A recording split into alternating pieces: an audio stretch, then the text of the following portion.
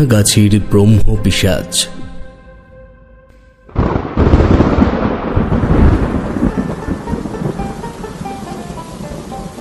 বছর 30 আগের কথা। সে সময় উচ্চ সাধনা প্রাপ্তির জন্য সারাক্ষণ বনে জঙ্গলে বা শ্মশানে ঘুরে বেড়াই সদ্গুরুর খোঁজে।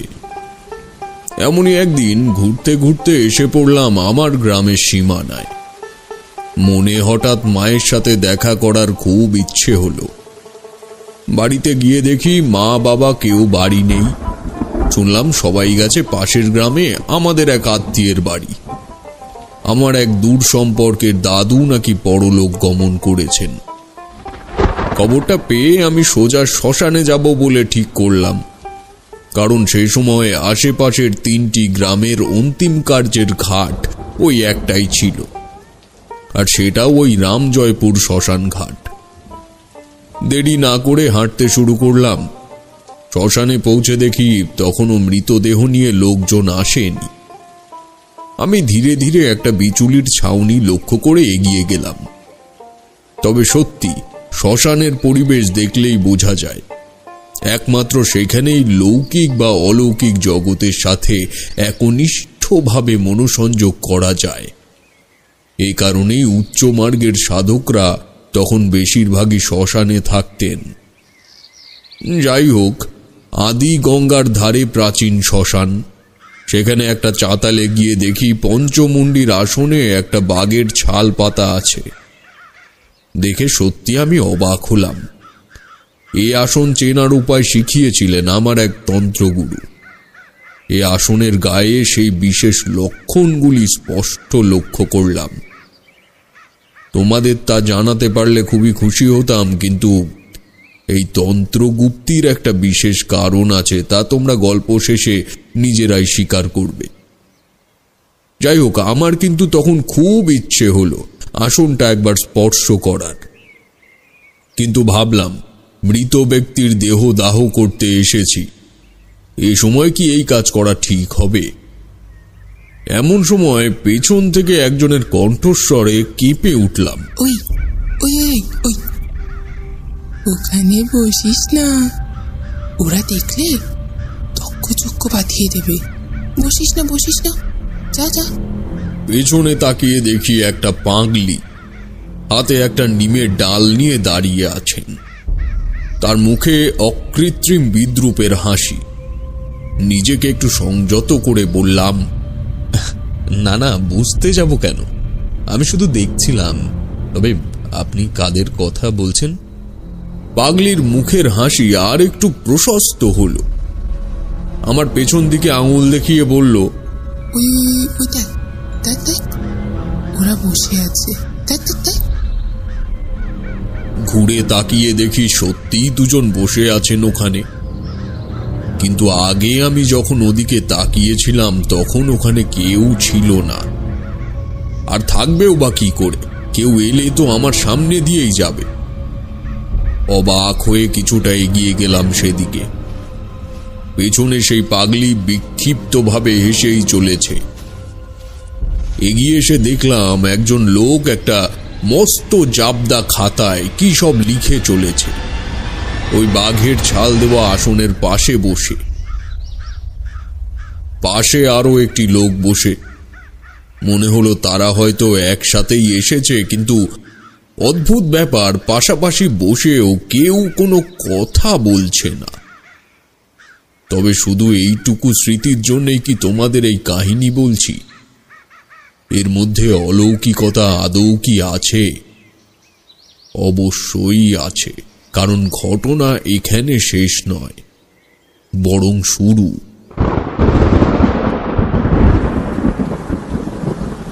তারানাথ থেমে একটু গল্পটা গুছিয়ে নিল। কিশোরীকে দেখলাম কিছু বলার জন্য উসখুস করছে। আমি তার দিকে তাকিয়ে মুখে আঙুল দিয়ে সতর্ক করলাম। তারানাথ আবার একটা পাসিং শো ধরিয়ে বলতে শুরু করল,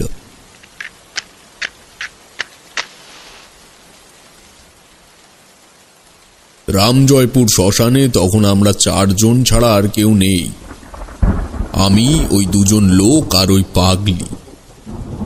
কিছুক্ষণ দাঁড়িয়ে থাকার পর ওখান থেকে চলে এসে নদীর পাড়ে বসলাম। মন খুব খারাপ হয়ে গেল। পঞ্চমুণ্ডির আসনে বসার সৌভাগ্য সবার হয় না। ওই যেমন আগে বললাম, ওই আসনে যে একবার উপনিবেশ করে যুগ যুগ ধরে তার অস্তিত্ব রয়ে যায়। তাহলে তোমরাই বলো, অমর হওয়ার সুযোগ চোখের সামনে পেয়েও কেউ কি তা হারাতে চায়? তবে ওই আসনে যে পঞ্চমুণ্ডির অস্তিত্ব আছে তা কেবল আমিই জানি। তাই ভাবলাম পরে কোনো সময় এসে চেষ্টা করে দেখা যাবে। বসে বসে এসব ভাবছি আর মাঝে মধ্যে পেছন দিকে তাকিয়ে ওই জায়গাটা দেখে নিচ্ছি। তখনই শুনতে পেলাম শেষকৃত্যের ধ্বনি। আমি সৌজন্যতার খাতিরে সেখান থেকে উঠে শ্মশান চত্বর পেরিয়ে রাস্তার মুখটায় গিয়ে দাঁড়ালাম। সব দেহ নিয়ে সবাই এলো ঠিকই, কিন্তু আমার মা বাবা কেউ এলো না। মৃতদেহ রাখার সাথে সাথে ঘাটের ব্রাহ্মণ নিয়মাবলী যা আছে পরপর তা করতে লাগলেন। যে কজন সব দেহ নিয়ে এসেছেন তাদের মধ্যে আমি সেরকম কাউকেই চিনি না। তবুও একজনের মুখ আমার খুব চেনা চেনা লাগলো। সন্দেহ বশে তার পাশে হেঁটে গিয়ে দাঁড়াতেই আমার সংকোচ কাটিয়ে দিল সে। হাসি মুখে বলল, আরে তারানাথ, কতদিন পর দেখলাম তোকে, কেমন আছিস বল? কণ্ঠ শুনে আর চিনতে বাকি রইল না। এ আমার ছোটবেলার বন্ধু রতন। এতদিন পরে বাল্যবন্ধুর সাথে দেখা হওয়ার আনন্দে চেঁচিয়ে জড়িয়ে ধরতে যাব, ঠিক তখনই মৃতদেহ স্নান করানোর জন্য ওকে ডাক দিল এক বৃদ্ধ। বাবা রতন, এসো এদিকে, মেশুকে এবার স্নান করিয়ে আনো। আর দুঃখ পেয়ে লাভ নেই, মানুষ তো আর সারা জীবন বাঁচে না। ওনার কথায় বুঝলাম যিনি মারা গেছে সে হলেন রতনের মেশো। আর আমি রতনের যে মেশোকে ছোটবেলায় চিনতাম তার নাম বলরাম ঘোষ। তাহলে কি সেই? প্রশ্নটা করার আগেই রতন আমার হাতের ইশারায় যথাস্থানে দাঁড়াতে চলে গেল। কিন্তু এই বৃদ্ধ লোকটি কিন্তু গেল না। আমার কাছে সরে এসে নিচু গলায় প্রশ্ন করল সে, বাবা, তোমায় দেখে মনে হচ্ছে তুমি তন্ত্র সাধনার পথে আছো। আমি কি ঠিক ধরেছি? আপনি ঠিকই ধরেছেন, তবে আমি তো গেরুয়া পরে নেই, আপনি বুঝলেন কিভাবে? বৃদ্ধ লোকটির দু চোখের কোণায় ভাঁজ পড়ল।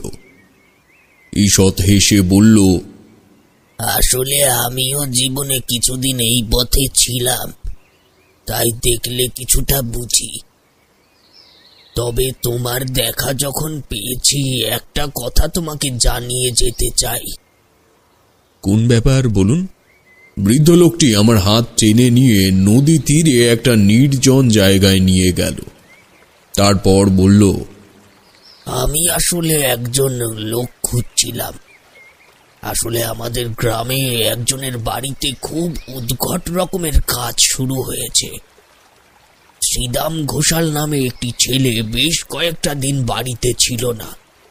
বাড়ির লোকজন ভেবেছিল ও হয়তো শহরে চলে গেছে কাজ করতে, কিন্তু আসলে সে ধারণা ভুল। আজ দিন 15 হলো ছেলেটি বাড়ি এসেছে এবং সে হয়ে বসেছে সর্বজ্ঞ। এই তো 3 দিন আগে সরকার মশাই আমার কাছে এসেছিলেন। উনি আমাদের গ্রামের একটু মোড়ল মতন। কথায় কথায় বললেন, নিতাই ঘোষাল মশাইয়ের ছোট ছেলেটির কাছে কাল গিয়েছিলাম। ছেলেটি সত্যি ঐশ্বরিক শক্তি পেয়েছে। আমার জীবনে 2 দিন আগে কি হয়েছিল তাও আমার হাত দেখে বলে দিলেন। কাজেই আমি জিজ্ঞেস করলাম যে, তুমি তো আমার 2 দিন আগের কথা বললে, তা বাবা 2 দিন পরে আমার জীবনে কি হবে তা কি দেখতে পারছো? প্রশ্ন শুনে সে আমার দিকে তাকিয়ে হাসলো, বলল, মূর্খ, যে ভূত জানে তাকে প্রশ্ন করে সে ভবিষ্যৎ জানে কিনা। তোর আসন্ন সম্পদহীনতা ও তোর মেয়ের অকাল মৃত্যুর কথা তোকে বলে আমার ভালো লাগবে না, তাই বলিনি। কথাটা শুনে আমার ভয়ে পায়ের তলা থেকে মাটি সরে গেল। হাত জোর করে বললাম, বাবা, এইসব কি বলছো? মালতী মারা যাবে মানে? এই দেখ, আমার এই জিনিসটাই দেখতে ইচ্ছে করে না। মানুষের এই কঠিন অবস্থা আমি দেখতে পারি না। ওঠ ওঠ, এখন বাড়ি যা। আমি ঠিক সময় মতন তোকে ডেকে পাঠাবো। সরকার মশাইয়ের মুখের থেকে এটুকু শুনেছি আমি, যে উনি সত্যিই মানুষকে যা বলছে তাই হচ্ছে। তবে বেশিরভাগ লোকের বাড়িতেই নাকি একটা অশুভ সময় আসবে। শ্রীদাম ঘোষাল এই কথা অনেককেই বলছে। বৃদ্ধ লোকটি চুপ করলে দেখলাম ওনার চোখে একটা অসহায় অনুরোধের ইঙ্গিত ফুটে উঠেছে। আমি বললাম, আমি এ ব্যাপারে কি করতে পারি বলে আপনার মনে হয়? অমন প্রশ্নে লোকটির চোখ উজ্জ্বল হয়ে উঠল। বলল, আমার কোনোভাবেই মনে হচ্ছে না এই ছেলেটি সঠিক রাস্তায় এগুলো করছে। কেউ কি এত কম সময়ে ত্রিকালজ্ঞ হতে পারে? সে তো অনেক বছরের সাধনার ফল। যাই হোক, আসলে সত্যি বলতে কি আমার মনটা খুব কু ডাকছে। তোমার মতোই একজনকে খুঁজছিলাম যে আমায় আমার মনের ধারণাকে ঠিক বা ভুল প্রমাণ করতে আমাকে একটু সাহায্য করবে। তুমি একবার ভেবে দেখো, গ্রামের প্রায় সকল গৃহস্থের বাড়িতেই এখন দুঃখের বাতাবরণ।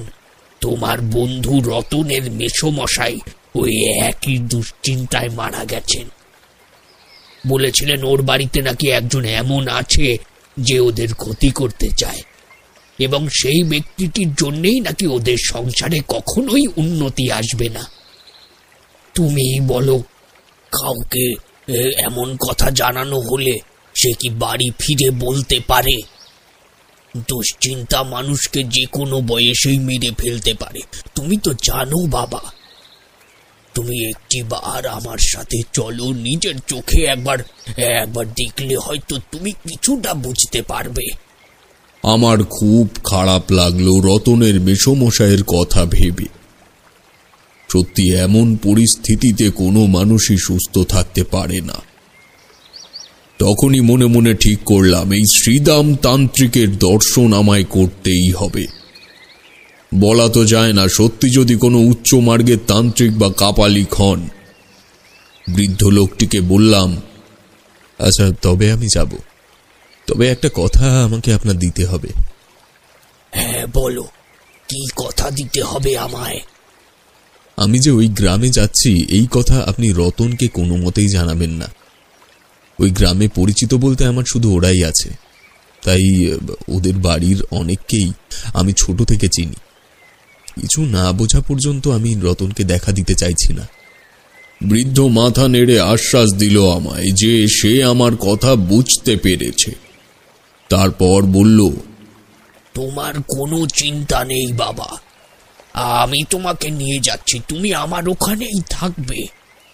তাছাড়া বাবা, রতনদের বাড়ি আমার বাড়ি থেকে অনেকটাই দূর, আর এই অবস্থায় কদিন ও বাড়ির থেকে বাইরেও যাবে না। তুমি নিশ্চিন্তে থাকো। ওই ওই ওই ওই আমাকে খুঁজছে মনে হয়, আমি একটু আসি। হ্যাঁ। শ্মশানের পুরোহিতের ডাকে বৃদ্ধ লোকটি চলে গেলেন। আমি কিছুক্ষণ ওখানেই চুপ করে দাঁড়িয়ে রইলাম। মনে মনে ভাবলাম, এমন কি হলো যাতে পুরো গ্রামের মানুষের অমঙ্গলের সম্ভাবনা আছে। ঘন্টা দুয়েকের মধ্যে শ্মশানের কাজ সব শেষ হয়ে গেল। আমরা গঙ্গা স্নান করে সবাই বেরিয়ে পড়লাম। রতন কাছা নিয়ে সবার আগে আগে চলল, আর আমরা কাঠুরেরা চললাম তার পেছনে।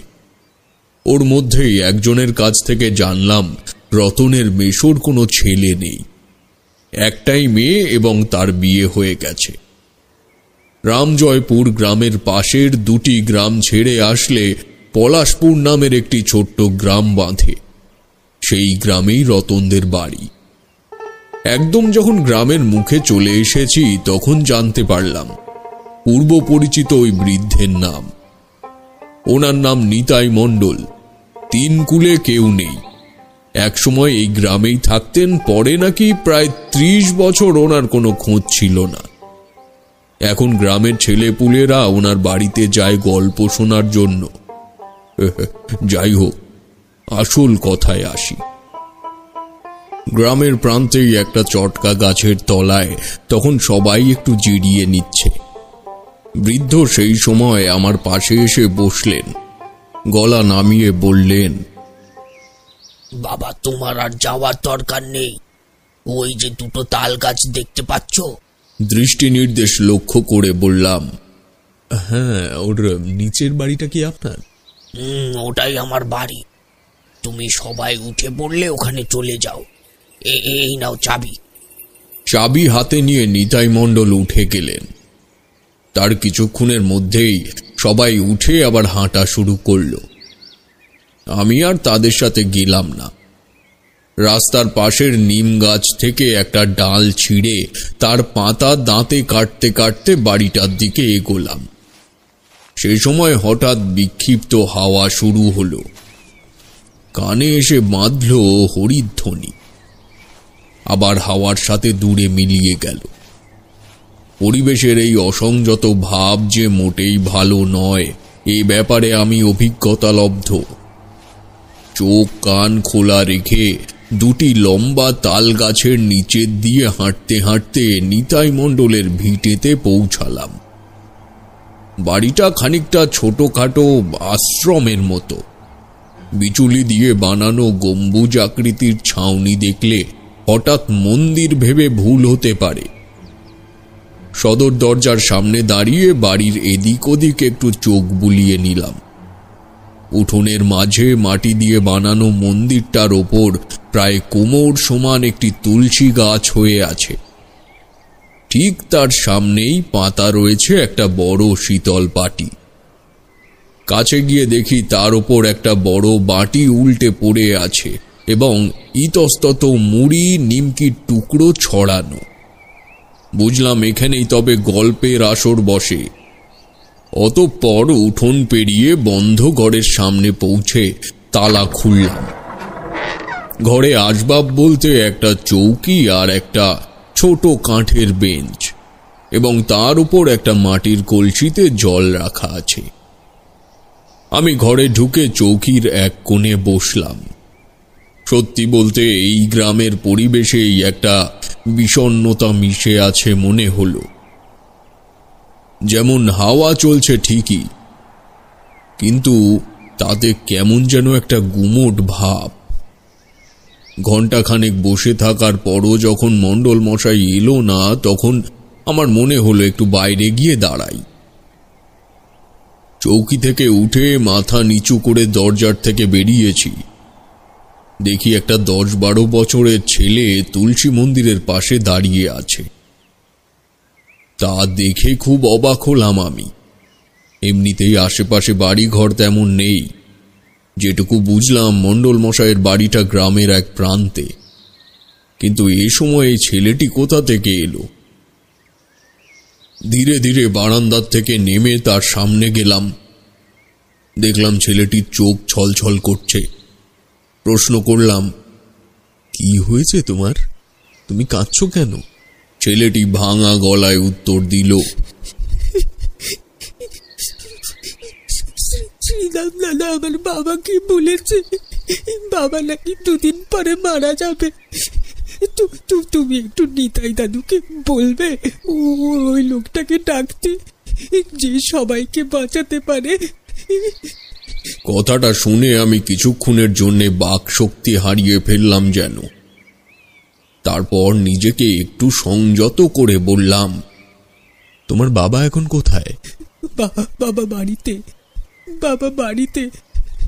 আমার মা খুব কাঁদছে জানো। নিতাই দাদু কোথায়? মনটা আমার খুব খারাপ হয়ে গেল। ওর চোখ মুছে দিয়ে বললাম, তোমার নিতাই দাদু গেছে একটু বাইরে, উনি আসলেই আমি বলবো তোমার কথা। তোমার নাম? আমার নাম অমূল্য। আচ্ছা, কে আসলে সবাইকে বাঁচাতে পারবে বললে?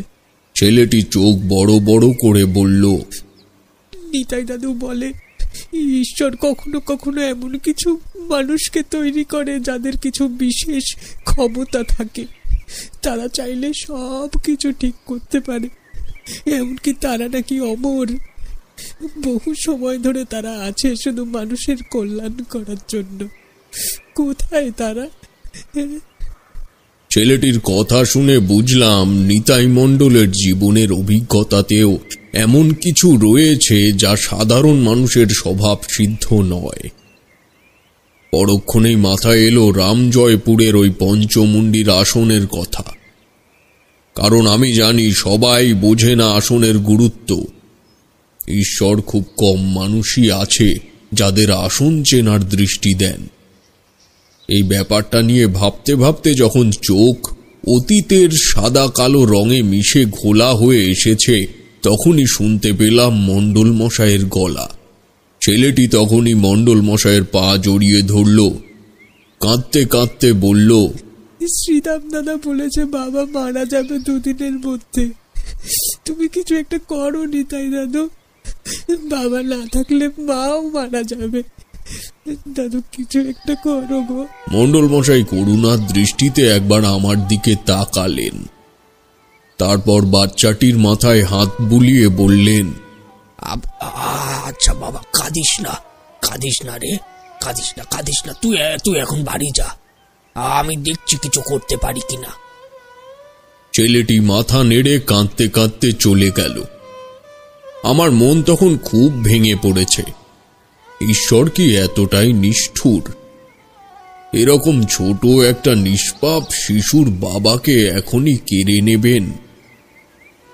মণ্ডল মশাই মাথা নিচু করে কিছুক্ষণ বসে থেকে বললেন, বাবা নিজের চোখেই দেখো কি শুরু হয়েছে আমাদের গ্রামে।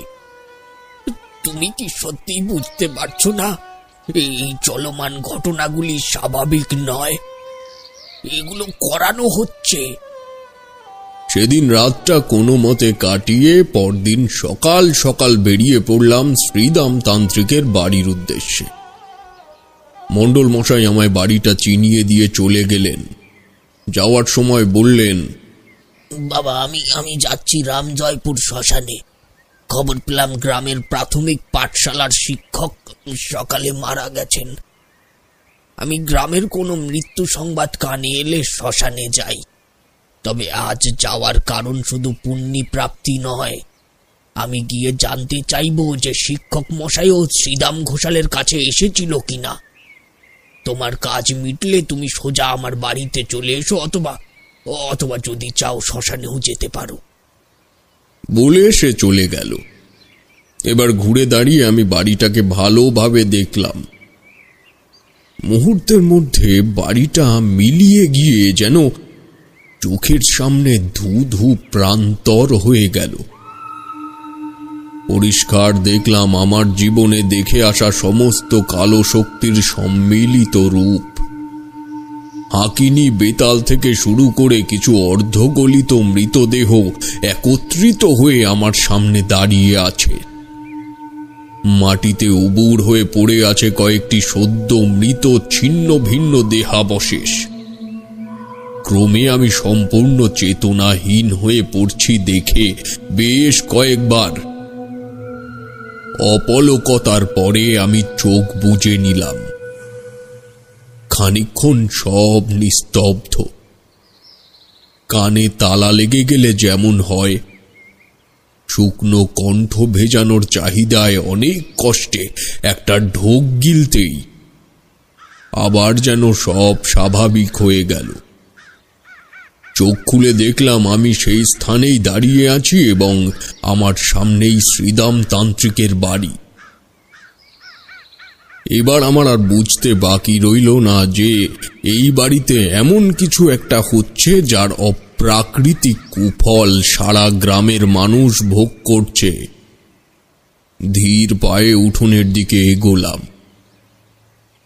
বাইরের থেকে না বোঝা গেলেও দরজার একটু কাছে পৌঁছাতেই বুঝলাম ঘরের ভেতরে বেশ কয়েকজন রয়েছে। বাড়িটাতে মোট 3টি ঘর। তবে ওই ঘরেই যে কিছু হচ্ছে তা তার সামনে দাঁড়িয়ে থাকা 2টি গেরুয়া বসনের ছেলেকে দেখেই বুঝতে পারলাম। আমায় আসতে দেখে ওদের মধ্যে একজন বলল, আপনি কি হাত দেখাবেন বলে এসেছেন? আমি জবাব দিলাম, হ্যাঁ, তবে প্রধান উদ্দেশ্য বাবাকে একবার দর্শন করা। আমার কথা শুনে সম্মতিসূচক মাথা ঝাঁকিয়ে সে ভেতরে চলে গেল। অন্য ছেলেটি ওখানেই দাঁড়িয়ে থাকল। কিছুক্ষণ পর সে ফিরে এসে বলল, আপনি ভেতরে যান, গুরুজি ডাকছেন। আমি এগিয়ে গেলাম। দরজার সামনে পৌঁছে দেখি একজন লোক 5টা মোমবাতি ফুঁ দিয়ে নিভিয়ে পকেটে ভরে নিল। সামনে বসে থাকা যুবকটি চোখ বুজে তার 2 হাত এমন ভাবে নিজের কানের কাছে ধরে রেখেছে যে মনে হয় ও খুব মন দিয়ে কারো কথা শুনছে। প্রায় 2 মিনিট পরে কান থেকে হাত নামিয়ে সে বলল, ওর পরিবারের ওপর শয়তানের কালো ছায়া পড়েছে। বসত বাড়ি বিক্রি করে অন্যত্র চলে যা, বাস্তুদোষ ঘুরছে তোর মাথার উপর। বুঝলাম এই ব্যক্তি হলেন শ্রীদাম তান্ত্রিক, এবং সে তান্ত্রিক নয়। উচ্চ তন্ত্র সিদ্ধির সমস্ত লক্ষণ তার শরীরে বর্তমান। কিন্তু যার উদ্দেশ্যে তিনি এ উপদেশ দিলেন তাকে দেখে কিন্তু আমার একবারের জন্যেও মনে হলো না যে তার আসন্ন কোনো বিপদ আছে। লোকটি উঠে মাথা নিচু করে আমার পাশ থেকে বেরিয়ে গেল। শ্রীদাম তান্ত্রিক কিন্তু প্রথমেই আমার দিকে তাকালো না। আমি 1 পা ঘরে রাখতেই উনি অপ্রস্তুত হয়ে কানে হাত রাখলেন। কেউ যেন হঠাৎ এসে ওনাকে কিছু বলল। লক্ষ্য করলাম মুহূর্তেই তার চোয়াল শক্ত হয়ে উঠেছে, কপালের পেশি দপ দপ করে কাঁপছে। ধীরে ধীরে রক্তবর্ণ চোখ তুললেন আমার দিকে।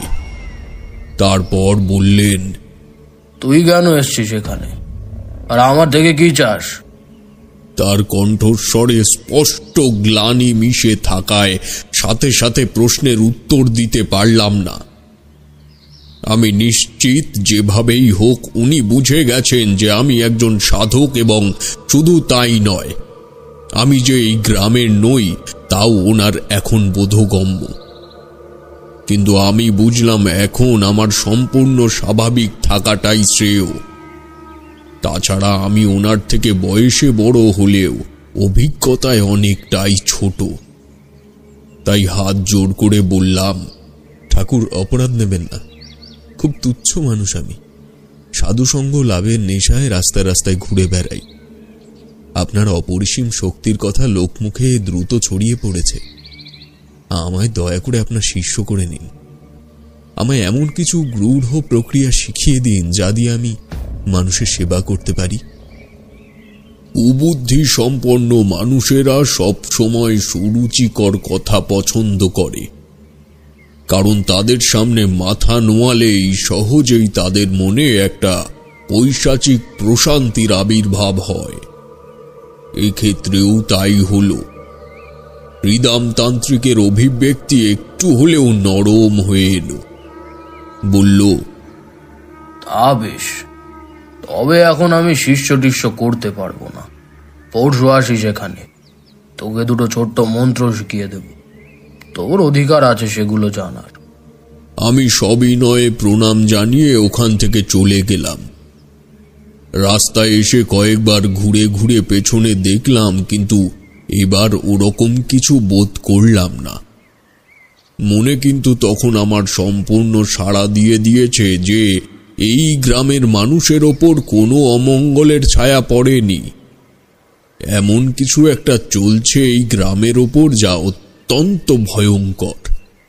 কারণ শ্রীদাম তান্ত্রিক যাকেই নির্দিষ্ট করছেন সেই ইহজগৎ ত্যাগ করছেন। অর্থাৎ সবার ক্ষেত্রে তো দুশ্চিন্তা প্রাপ্ত মৃত্যু হতে পারে না। আমি আর মণ্ডল মশায়ের বাড়িতে না গিয়ে সোজা গেলাম রামজয়পুর শ্মশানে। সারা রাস্তা চোখের সামনে ওই বাচ্চা ছেলেটার মুখ ভেসে উঠতে লাগলো। তবে কিভাবে রক্ষা করব আমি তার বাবাকে? আসলে কি হচ্ছে এখানে তখনও আমি বুঝতে পারিনি।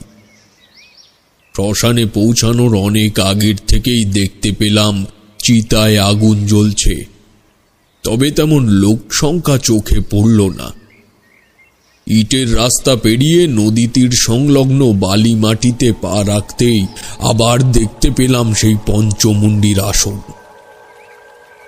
স্থানের কোনো পরিবর্তন হয়নি এবং সব থেকে অবাক করা বিষয় হলো সেই লোক দুটো, অর্থাৎ আগের বার যাদের কারণে এই আসনে উপনিবেশ করতে পারিনি, তারা এখনো ওখানে উপস্থিত।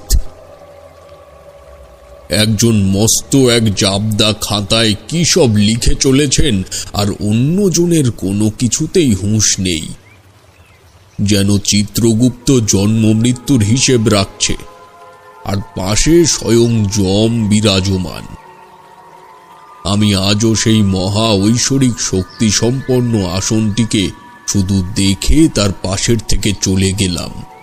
ওদিকে মণ্ডল মশাই দেখতে পেয়ে উৎসাহিত হয়ে উঠলেন। আমি হতাশ হয়ে বললাম, যা ঘটছে বা ঘটে চলেছে তা আমার বিবেচনার বাইরে।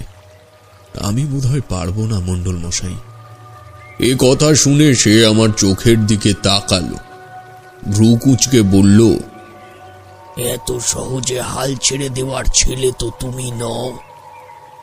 ধৈর্য ধরো, বাড়িতে গিয়ে সব শুনবো। সেদিন শ্মশানের থেকে বাড়ি ফেরার মধ্যে নতুন আর কিছু হলো না, তাই ওগুলো বাদ রাখছি। বাড়িতে এসে এক বাটি চিড়ে আর এক গ্লাস গরম দুধ আমার হাতে দিয়ে মণ্ডল মশাই বললেন, নাও, এগুলো খেতে খেতে বলো দেখি কি হলো ওখানে। আমি শুরু থেকে শেষ পর্যন্ত সমস্তটা বললাম।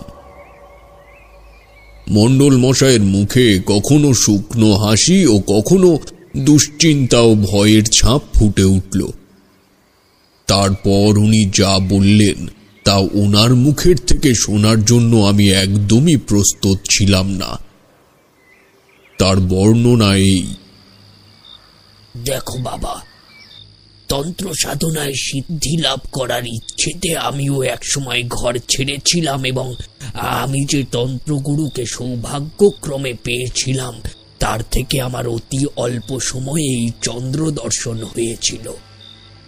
শুধু তাই নয়, অনেক অলৌকিক ঘটনা ও তার প্রতিকারের সাক্ষী আমার এই দুই চোখ হয়েছে। শ্রীদাম যেটা করছে তা হলো কর্ণ পিশাচিনীর সাধনা। কর্ণ মানে কান, অর্থাৎ কানে শোনার হেতু যে সাধনা করা হয়। কিন্তু কানে কিছু বললে সামনের মানুষের তা বোঝার উপায় নেই। কানে কানে ফিস ফিস করে বলবে এক পিশাচিনী। কর্ণ পিশাচিনী একরকম ঋণাত্মক শক্তি হিসেবে পরিচিত। এর সংস্পর্শে আসা মানেই ধ্বংসকে আহ্বান করা। এই সাধনা করে সিদ্ধি পেলে এই কর্ণ পিশাচিনী যে কোনো মানুষের ভূত ও ভবিষ্যৎ ফিস ফিস করে কানে কানে বলে দেয়। সাধক অতি সহজেই যে কোনো মানুষের ভূত ভবিষ্যৎ সব জেনে যায়। কর্ণ পিশাচিনী সাধনার সমস্যা হচ্ছে যে এই পিশাচিনী একবার বলতে শুরু করলে আর থামতে চায় না। এই দেবীকে বশে রাখতে হয়, না হলে সাধকের মৃত্যুর কারণ হয়ে দাঁড়াতে পারে। কিন্তু এনাকে বশে রাখার উপায় হলো বলি। এই পিশাচিনীকে একবার জাগিয়ে তুললে ক্রমাগত সে মানুষের রক্ত ভক্ষণ করতে শুরু করে। কিন্তু যদি কর্ণ পিশাচিনী বিরূপ হয়ে যায় তবে সাধকের মৃত্যু অনিবার্য, এবং সেক্ষেত্রে সাধকের প্রেত লোকে স্থান হয়, যাকে দ্বিতীয় নরক বলা যায়। এই কারণেই তাহলে শ্রীদাম একের পর এক হত্যা করে চলেছে। আমি অবাক হয়ে তার সমস্ত কথা শুনলাম, কিন্তু সমস্ত ভয়াবহতার মধ্যে একটি ব্যাপার আমার আশা জেলে রেখেছিল তখনও। কাপা কাপা গলায় প্রশ্ন করলাম, আর এই পিশাচিনী কি করলে অসন্তুষ্ট হন? মণ্ডল মশাই একটা দীর্ঘ নিঃশ্বাস ছেড়ে বললেন, সাধারণভাবে এই সাধনা যে কেউ করতে পারে না, তবে বেশিরভাগ ক্ষেত্রেই অঘোরী সম্প্রদায়ের সাধুরা এই সাধনা বেশি করে। বিবাহিত ব্যক্তিরা এই সাধনা এড়িয়ে চলে, কারণ পিশাচিনী অন্য নারীর সাথে সম্পর্ক থাকলে সেই নারীকে হত্যা করতে পারে। আশানুরূপ উত্তর না পেয়ে মনে দুশ্চিন্তা আরো বাড়ল। এই কর্ণ পিশাচিনীর ব্যাপারে আমার তখন অত অভিজ্ঞতা নেই। মাথা নিচু করে কি করা যায় ভাবছি, এমন সময় বিদ্যুৎ ঝলকের মতো মাথায় একটা প্রশ্ন এল। বললাম, আপনি বলছিলেন শ্রীদামতান্ত্রিক বেশি দিনের জন্য গৃহত্যাগ করেনি, সুতরাং তার শরীরে তন্ত্রসিদ্ধির লক্ষণ দেখে কোনো কাপালিক তাকে এই নিচু স্তরের সাধনাগুলো শিখিয়েছে। কিন্তু গৃহত্যাগ করার আগে সে কি বিবাহিত ছিল? মণ্ডল মশাই মাথা নেড়ে বললেন, না, তার কতই বা বয়স। তবে এই গ্রামের লতিকা নামের একটি মেয়ের সাথে ওর নাকি প্রেম ছিল।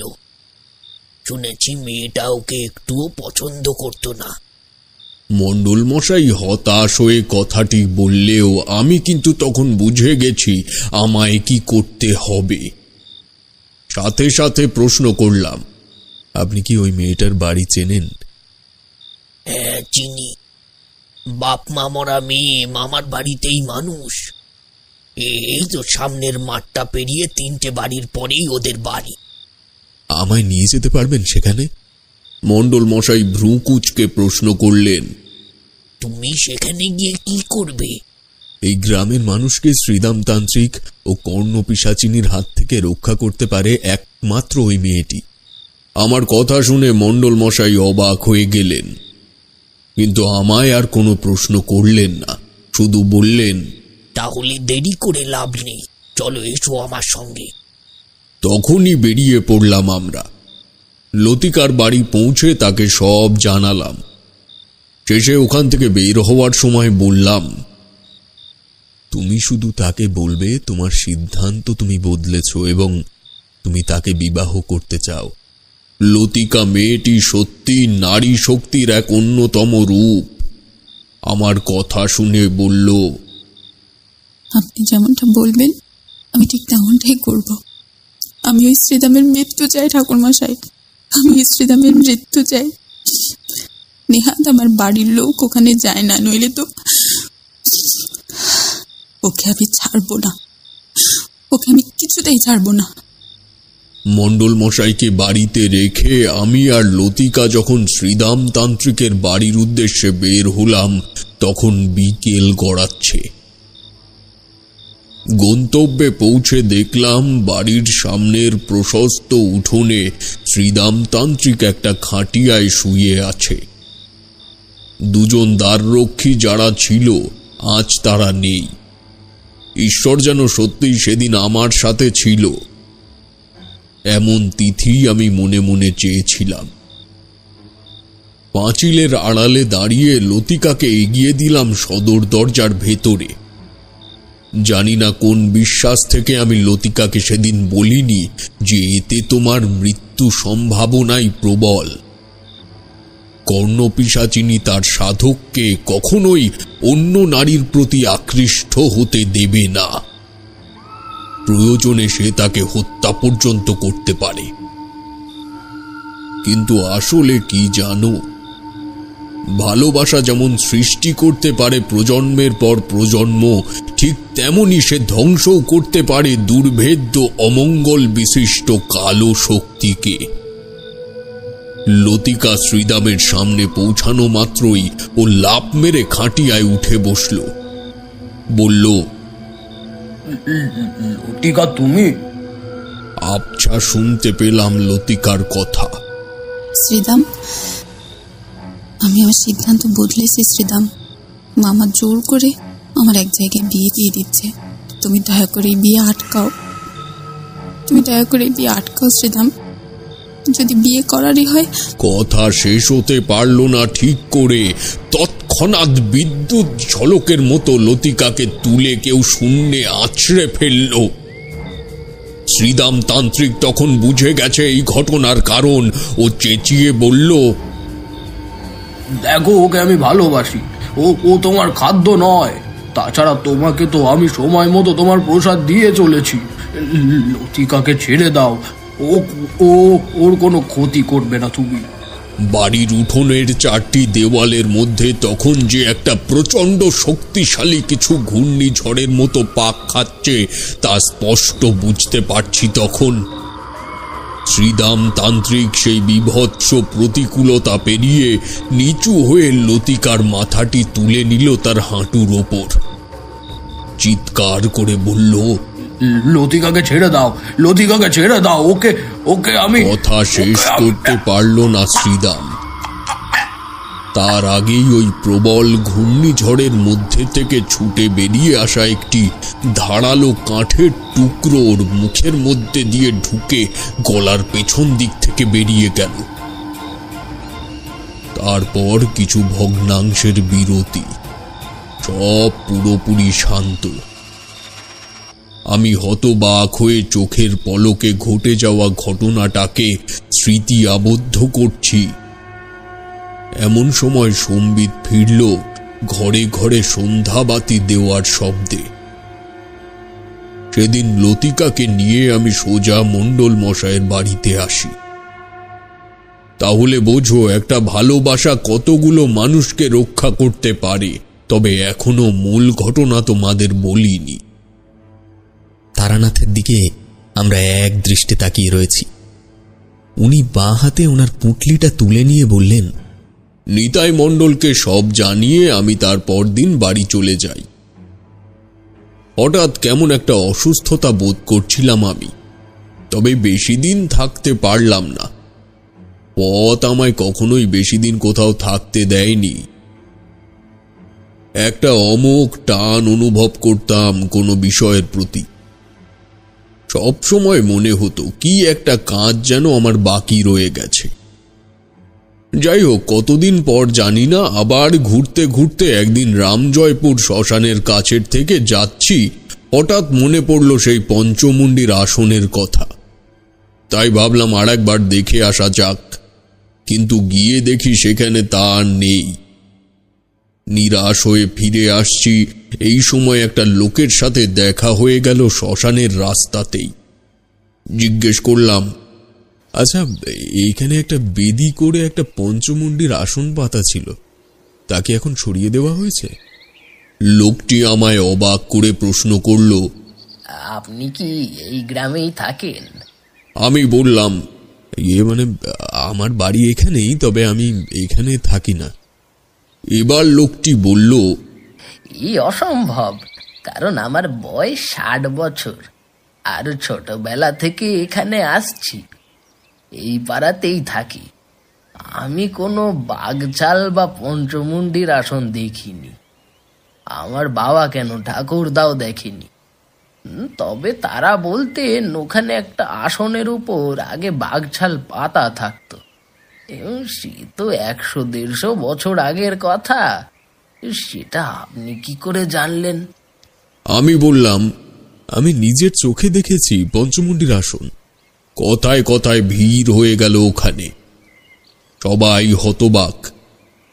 রাস্তা তখন যেন কানে কানে বলল, এখানে বেশিক্ষণ দাঁড়াস না। কে জানে এভাবে কত পথ চলেছি। আজ যা জানা কাল তা হবে অজানা। যেখানে সিদ্ধি লক্ষ্য, সিদ্ধির আসন বা পথ নয়, তাই সাধক এগিয়ে যায় তার লক্ষ্য পূরণের উদ্দেশ্যে। জীবনী যখন সাধনা এবং ধ্যানমগ্নতায় আবদ্ধ, তখন আধ্যাত্মিকতার পথে হাঁটতে হাঁটতে এরকম কত আসনেই না বসা হয়েছে। লক্ষ্য সিদ্ধির কারণে আজ সেই সকল স্মৃতি জল জল করে ওঠে, যখন পথের ধারে দেখা হয়ে যায় পূর্বজন্মের স্মৃতি বিজড়িত স্থান।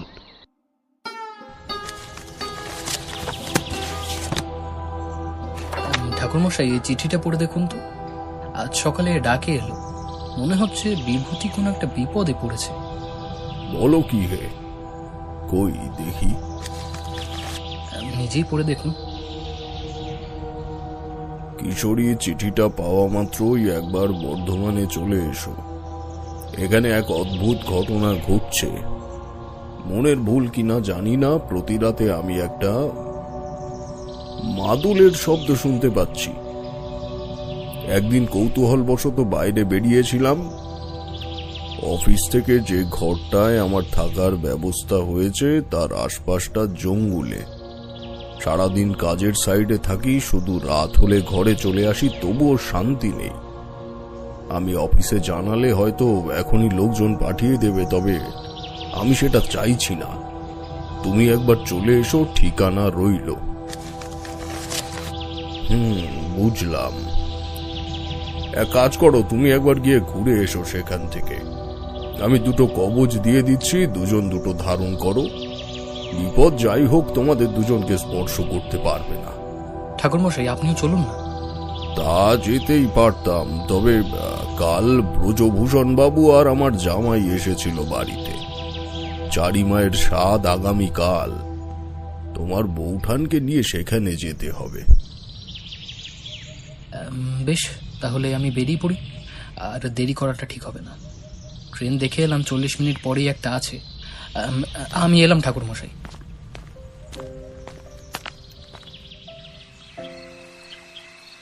কিশোরী সেদিন পৌঁছালো সন্ধ্যে 7টা নাগাদ। আমি যে অঞ্চলে রয়েছি তার সন্ধ্যা 7টা রীতিমতো গভীর রাতের পরিবেশ বহন করে। যে রিকশায় সে স্টেশন থেকে এসেছে সেটাও তাকে সম্পূর্ণ আমার ঘর পর্যন্ত পৌঁছে দিয়ে যায়নি। দোমোহানি ঢোকার আগেই চৌরাস্তার মুখে তাকে নামিয়ে দিয়ে গেছে। কিশোরী হাত মুখ ধুয়ে চৌকির উপরে বসে একটা দীর্ঘ নিঃশ্বাস ছাড়ল। তারপর বলল, জায়গাটা কিন্তু একেবারে মন্দ নয় ভাইয়া। কোনো সাহিত্যিক বা কবিগোছের মানুষের জন্য এর থেকে অনুকূল জায়গা আর হয় না। আচ্ছা, এবার বলো দেখি ঘটনাটা কি? উপদ্রব বলছো কেন? কেন বলছি সেটা বুঝতে পারবে রাতেই। চা হয়ে গেছে, দাঁড়াও নামিয়ে নি। সেদিন চালে ডালে ফুটিয়ে নিয়ে রাতের খাবার দ্রুত খেয়ে নিলাম। কিশোরী ক্লান্ত ছিল, খাওয়া দাওয়া শেষে বেশিক্ষণ জেগে থাকতে পারল না। আমিও যেন ও আশায় বুকে বল পেয়েছি বিস্তর। অন্যদিন যেমন রাত জেগে তটস্থ হয়ে বিছানার উপর বসে থাকি, আজ কিন্তু তার কোনো প্রয়োজন বোধ করলাম না। বরং দক্ষিণের জঙ্গলের দিকের জানলাটা খুলে দিয়ে সেখানে দাঁড়িয়ে একটা সিগারেট ধরালাম। তাতে শেষ টান দিয়ে বাইরে ছুঁড়ে ফেলতে যাব, এমন সময় সেই অস্পষ্ট মাদুলের শব্দ কানে ভেসে এলো। আমি কিশোরীকে ডাকলাম, কিশোরী, কিশোরী ওঠো ওঠো ওঠো, সেই শব্দটা আবার হচ্ছে। শব্দটা বাজতে শুরু করেছে, শুনতে পাচ্ছ কি? কিশোরী লাফ মেরে উঠে বসে কান পাতল আমার কথা মতো। তারপর কুঞ্চিত চোখে বলল, এখানে আদিবাসীদের পট্টি আছে বোধহয় জঙ্গলে, তারাই এসব করছে। না না না, কোনো আদিবাসী গ্রাম বা পট্টি নেই। আমার অফিসে তাহলে খবর থাকতো। কিশোরী, স্থানীয় মানুষদের ব্যাপার পাকা খবর রাখে আমার কোম্পানি। এমনকি আমি কাজে গিয়েও শুনেছি এখানে কোনো বর্বর বা যাযাবর শ্রেণীর অস্তিত্বই নেই। তাহলে তোমার টর্চটা নাও, আমিও টর্চ এনেছি। চলো, আজের উৎপত্তি স্থল নির্ধারণ না করে ছাড়বো না। আমিও কিশোরী বেরিয়ে পড়লাম দুজন দুটি টর্চ নিয়ে।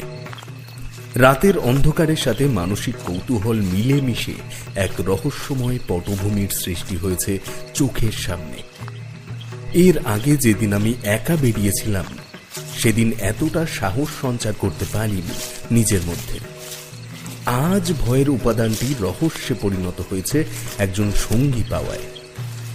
আমরা দুজন হাঁটু সমান আগাছার জঙ্গল পেরিয়ে ঘন বনানীর মধ্যে প্রবেশ করলাম। টর্চের আলো পর্যন্ত বেশি দূর পৌঁছায় না সে জঙ্গলে। আকাশে মুক্তোর মতন এক ফালি চাঁদ আছে, কিন্তু তা খুব সীমিতভাবেই অনুমতি পাচ্ছে জঙ্গলের ভূপৃষ্ঠতে নিজের অস্তিত্বের প্রমাণ দেওয়ার। কিশোরীকে দ্রুত হাঁটতে দেখে আমি খানিক চলার গতি বাড়ালাম। যত এগোই শব্দটা যেন আরো দূরে চলে যায়। আমি বললাম, কিশোরী, আমরা ভুল দিকে যাচ্ছি না তো? কিশোরী ঠোঁটের ওপর আঙুল দিয়ে আমায় শব্দ করতে নিষেধ করল। আমি বিস্মিত হয়ে তার কাছে এগিয়ে গেলাম। পৌঁছে দেখি ওর টর্চের আলো একটি বিশেষ বস্তুর উপর পড়ে স্থির হয়ে রয়েছে, আর সেই বিশেষ বস্তুটি আমার খুব চেনা, কিশোরীরও। অলৌকিক আবিষ্কারের মতো পৃথিবীর কোন অনৈসর্গিক সম্ভাবনার বাস্তবিক সমাপতন হতে গেছে মনে হলো। সেখানে পড়ে রয়েছে একটা পাসিং শোয়ের প্যাকেট। পরক্ষণেই শুনতে পেলাম একটা চিরপরিচিত কণ্ঠ। বিভূতি, এখান থেকে পালিয়ে যাও। যার সাথে ছুটছ সে কিশোরী নয়, সে অন্য কেউ। ততক্ষণে আমি সেদিক লক্ষ্য করে ঘুরে দাঁড়িয়েছি। দেখি একটা মোটা গাছের কাণ্ডের পেছন থেকে মুখ বাড়িয়ে দৃষ্টি বিস্ফারিত করে আমার দিকে তাকিয়ে রয়েছে তারানাথ জ্যোতিষার্ণব। তার হাতে একটি জ্বলন্ত সিগারেট। আমি ঘুরে কিশোরীর দিকে তাকালাম, দেখলাম উক্ত জায়গায় কেউ নেই। এই বিশাল জঙ্গলের মধ্যে নয়নাভিরাম নিস্তব্ধতার মাঝে আমি একা দাঁড়িয়ে আছি। তারানাথের দিকে এগিয়ে গেলাম এক পা দুপা করে। সে কেশে বলল, যাও, বাড়িতে ফিরে যাও। আমি এখন আছি চারির বাড়িতে। রাতে ঘুম আসছে না দেখে বাইরে দাঁড়িয়ে একটা সিগারেট টানছি। কথা শেষ হওয়ার আগেই তারানাথ মিলিয়ে গেল অকুস্থল থেকে। একটা ঠান্ডা বাতাস আমার সারা শরীরকে বাস্তবায়িত করে দিয়ে গেল। আমি একবারের জন্য কিশোরীকে খোঁজার চেষ্টা না করে এক ছুটে ফিরে এলাম আমার ঘরে।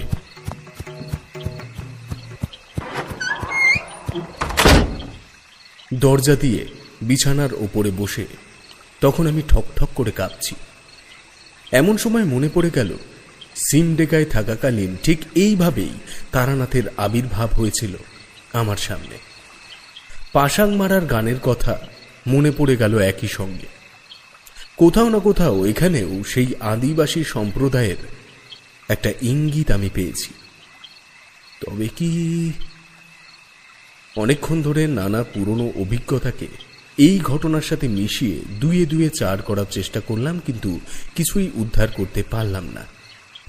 মাঝে একবারের জন্য মনে হলো আমি স্বপ্ন দেখছি না তো। পরক্ষণেই আমার ভুল ভাঙল কিশোরীর ব্যাগের উপরে চোখ পড়তেই।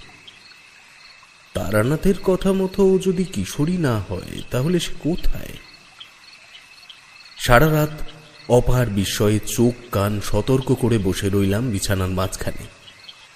গ্যাস বাতিটা একবারের জন্যও বন্ধ করিনি। ধীরে ধীরে রাতের আঁধার কেটে গিয়ে ভোর হলো। কিশোরী তবুও ফিরল না। কাজের সাইড থেকে একজন মজুর এসে আমায় রোজ তার পায়ে ভ্যানে বসিয়ে নিয়ে যায় সেখানে। আজ সে এলে আমি তাকে ফিরিয়ে দিলাম। বললাম আমার শরীরটা বিগড়েছে, আমি 2-3 দিন আসতে পারবো না। পরে গিয়ে কাজ দেখে সবার হিসেব তুলে নেব। সে সপ্রশ্ন দৃষ্টিতে আমার দিকে কিছুক্ষণ চেয়ে থেকে বলতে চাওয়া কথাটা পেটের মধ্যে রেখেই বিদায় নিল। আমি বার কয়েক বাইরে বেরিয়ে জঙ্গলের দিকটায় চোখ রেখেছি। মনে মনে ভেবেছি, চিঠি লিখে কি উল্টে বিপদ ডেকে আনলাম আমি? তখন সূর্য মাথার উপর উঠেছে। আমি ঘরের মধ্যে চুপ করে বসে বসে ঘটমান দুর্ঘটনার কথা ভাবছি। এমন সময় বাইরের পাথুরে রাস্তায় পায়ের শব্দ পেয়ে উৎসুক হয়ে বাইরে ছুটলাম। বাইরে বেরিয়ে দেখি কিশোরী নয়, আমায় আরো চমকে দিয়ে ঘরের সামনে এসে দাঁড়িয়েছে আমার নতুন অতিথি তারানাথ তান্ত্রিক। তার মুখে মিটিমিটি হাসি, ঠোঁটের কোণে জ্বলন্ত সিগারেট। বলল, এই তো এসে পড়লাম। বিচলিত হওয়ার কিছু নেই, আজ রান্না বান্নার হাঙ্গামা করতে হবে না। আমি দুজনের খাবার সঙ্গে করেই নিয়ে এসেছি। কিন্তু ঠাকুরমশাই, আপনি আমার ঠিকানা জানলেন কি করে? আর কিশোরী বা কোথায় উদা হয়ে গেল?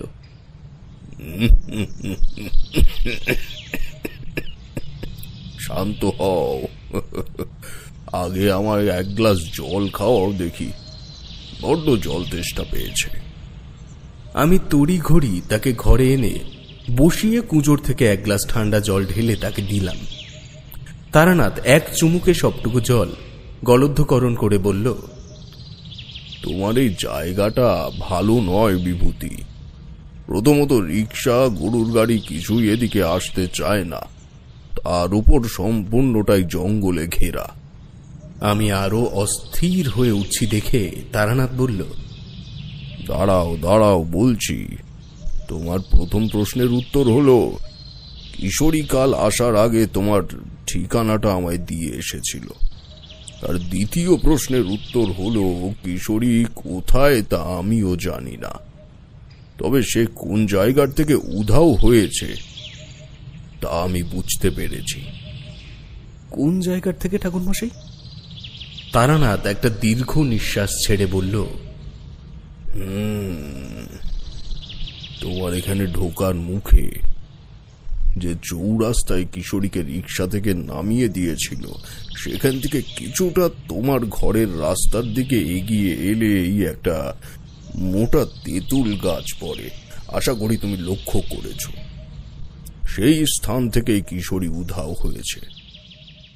কাল লক্ষণ শাস্ত্র নিয়ে রাতের বেলায় একটু বসেছিলাম চারি মায়ের শ্বশুর বাড়ির ছাদে গিয়ে। সেখানের থেকে যেটুকু জ্ঞান অর্জন করলাম তা মোটেই ভালো নয়। আচ্ছা, তোমার হাতে সেই তাবিজটা এখনো আছে তাই না, যেটা তুমি সিমডেগা থেকে ফিরে আসার পরে আমি তোমাকে দিয়েছিলাম? আমি আমার হাত তুলে তারানাথকে নিশ্চিত করলাম। তারানাথ খানিক চুপ করে থেকে বলল, প্রেতের লক্ষণ না জেনে কোনো রকম ব্যবস্থা নেওয়া যাবে না। সময় একেবারেই ভালো নয়, আন্দাজে ঢিল ছোড়াটা এই সময় ঠিক হবে না। এসো এখন খাওয়া দাওয়া সেরে ফেলি। তুমিও মনে হচ্ছে সারা রাত ঘুমাওনি। খেয়ে স্নান করে একটু ঘুমিয়ে নাও। রাতে কি হয় বলা যায় না। বুঝলাম আগত সময়গুলো আমার জীবনের সবথেকে রোমহর্ষক সময়ের তকমা নিতে চলেছে। সবসময় তারানাথকে প্রশ্ন করে বিভ্রান্ত করতে আমার ইচ্ছে করে না। আমি তার কথা মতো কুয়োর জল তুলে স্নান করে তারানাথের নিয়ে আসা খাবার খেয়ে বিছানায় শুলাম। ছোটবেলার থেকেই মা পাশে শুয়ে থাকলে সমস্ত চিন্তা দুশ্চিন্তা নিজের থেকেই দূর হয়ে গিয়ে চোখের পাতায় ঘুম নেমে আসত। এই ক্ষেত্রেও যেন তার ব্যতিক্রম হলো না। তারানাথ আমার ঘরে রয়েছে বিধায় আমার মনের ভেতর থেকে সমস্ত অপার্থিব চিন্তাগুলো সন্ধ্যা পূর্বের পড়ন্ত বিকেলের হিমেল হাওয়ার সঙ্গে মিলিয়ে গেল। রাত্রে ঘুম ভাঙল সেই মাদুলের শব্দে। আমি লাফিয়ে উঠে বসলাম। ঘরের ভেতরে ঘুটঘুটে অন্ধকার। আমি শুকনো গলায় ডাকলাম, ঠাকুরমশাই, ঠাকুরমশাই আছেন? কোনো উত্তর পেলাম না। আমি হাতড়ে হাতড়ে বিছানা থেকে নামলাম। এমন সময় দরজার দিকটা আলোকিত হয়ে উঠতে আমি সেদিকে এগিয়ে গেলাম। বাইরে এসে দেখি তারানাথ হাতে গ্যাস বাতি নিয়ে জঙ্গলের দিকে ফিরে চোখ বুজে দাঁড়িয়ে রয়েছে। আমি তার কাছে গিয়ে নিচু গলায় জিজ্ঞেস করলাম, শুনতে পারছেন ঠাকুরমশাই? তারানাথ ঈষৎ মাথা নেড়ে বলল, চলো দেখি, দরজাটা টেনে দিয়ে এসো। দরজায় শেকল তুলে আমি ঠাকুরমশাইয়ের পিছু নিলাম। মাঝে মাঝেই শুনতে পেলাম উনি বিড়বিড় করে কিছু বলছেন আর এগোচ্ছেন। তবে আজ কিন্তু শব্দটির স্থান পরিবর্তন হচ্ছে না। তারানাথ মাঝে মাঝেই হাঁটার দিক পরিবর্তন করে দ্রুত বেগে এগিয়ে যাচ্ছে কিছুটা। তার চলন দেখলেই মনে হয় ঘটনাপটের সঠিক দিক বরাবরই সে এগিয়ে চলেছে এবং তাতে তার কোনো সন্দেহ নেই। আরো বেশ খানিকক্ষণ বিক্ষিপ্তভাবে জঙ্গল ভেঙে এগিয়ে যাওয়ার পর অনতি দূরে থেকে একটা হলদে আলোর আভা কৃষ্ণ কালো অন্ধকার ভেদ করে বেরিয়ে আসছে বলে মনে হলো। তারানাথ বলল, ওখান থেকেই আসছে শব্দটা। যতটা পারো নিঃশব্দে এগিয়ে চলো, আর এই আলোটা তোমার হাতে নাও। একটু জ্যোতি কমিয়ে দাও তো। তাই করলাম। ধীরে ধীরে ওই আলো লক্ষ্য করে এগোচ্ছি, আর হৃৎপিণ্ড যেন খঞ্জন পাখির মতো চঞ্চল হয়ে উঠছে। তারানাথ হাতের ইশারায় আমায় সাবধান হওয়ার ইঙ্গিত করতেই আমি চোখের দৃষ্টি আরো প্রখর করলাম সামনের দিকে। দেখলাম একটা গম্বুজ আকৃতির বিশাল বস্তুর চূড়ার উপর দাউ দাউ করে আগুন জ্বলছে। জঙ্গলের কোন প্রান্ত থেকে এত কুকুর ডেকে চলেছে বুঝতে পারলাম না। হঠাৎ লক্ষ্য করলাম যে অঞ্চলে সেই আগুন জ্বলছে ঠিক সেখানেই জনা দশেক অর্ধনগ্ন অসভ্য শ্রেণীর লোক সেই আগুনকে কেন্দ্র করে ঘুরছে আর মাদলের তাল তুলছে সমস্বরে। তারানাথ আঙুল তুলে গলা নামিয়ে বলল, কিশোরীকে দেখতে পাচ্ছ? তার অঙ্গুলি নির্দেশ লক্ষ্য করে দেখলাম লোকগুলির থেকে কিছুটা দূরে একটি মোটা গাছের গুড়ির সাথে কিশোরীকে বেঁধে রাখা হয়েছে। তারানাথ এক পা দু পা করে পেছাতে শুরু করেছে দেখে আমিও পেছোতে লাগলাম। আমার মাথায় হঠাৎ বিশ্রী একটা যন্ত্রণা হলো। কার্যকারণ বুঝতে না পেরে খানিকটা জঙ্গলের দিকে চলে আসার পর আমি জিজ্ঞেস করলাম, কিশোরী এখানে এলো কিভাবে? ওরা ওকে বেঁধে রেখেছে কেন? ঠাকুরমশাই, আমি কি পুলিশে খবর দেব? শান্ত হও, এ পুলিশের কাজ নয়। যা এখন চোখের সামনে দেখলে তা এতদিন দেখতে পাওনি কেন বুঝতে পারছো না? আমার মুখের থেকে কথা সরল না। তারানাথ ফেরার রাস্তা ধরল। ঘরে ফিরে এসে সে বলল, কিশোরীর আজ কোনো বিপদ নেই, তাই ফিরে এলাম এখানে। তাছাড়া যাদের দেখছো তারা কেউ কিন্তু শরীরধারী মানব নয়। প্রত্যেকের পঞ্চত্ব প্রাপ্তি ঘটেছে অনেক পূর্বেই। আমি অবাক হয়ে প্রশ্ন করলাম, তবে তবে আমরা দেখতে পেলাম কিভাবে?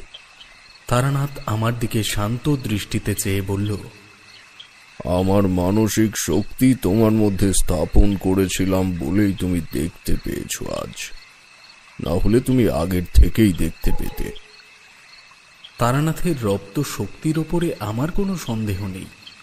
বললাম, ঠাকুরমশাই, কিশোরীকে আমরা ছেড়ে এলাম কেন? তারানাথ একটা সিগারেট ধরিয়ে বলল,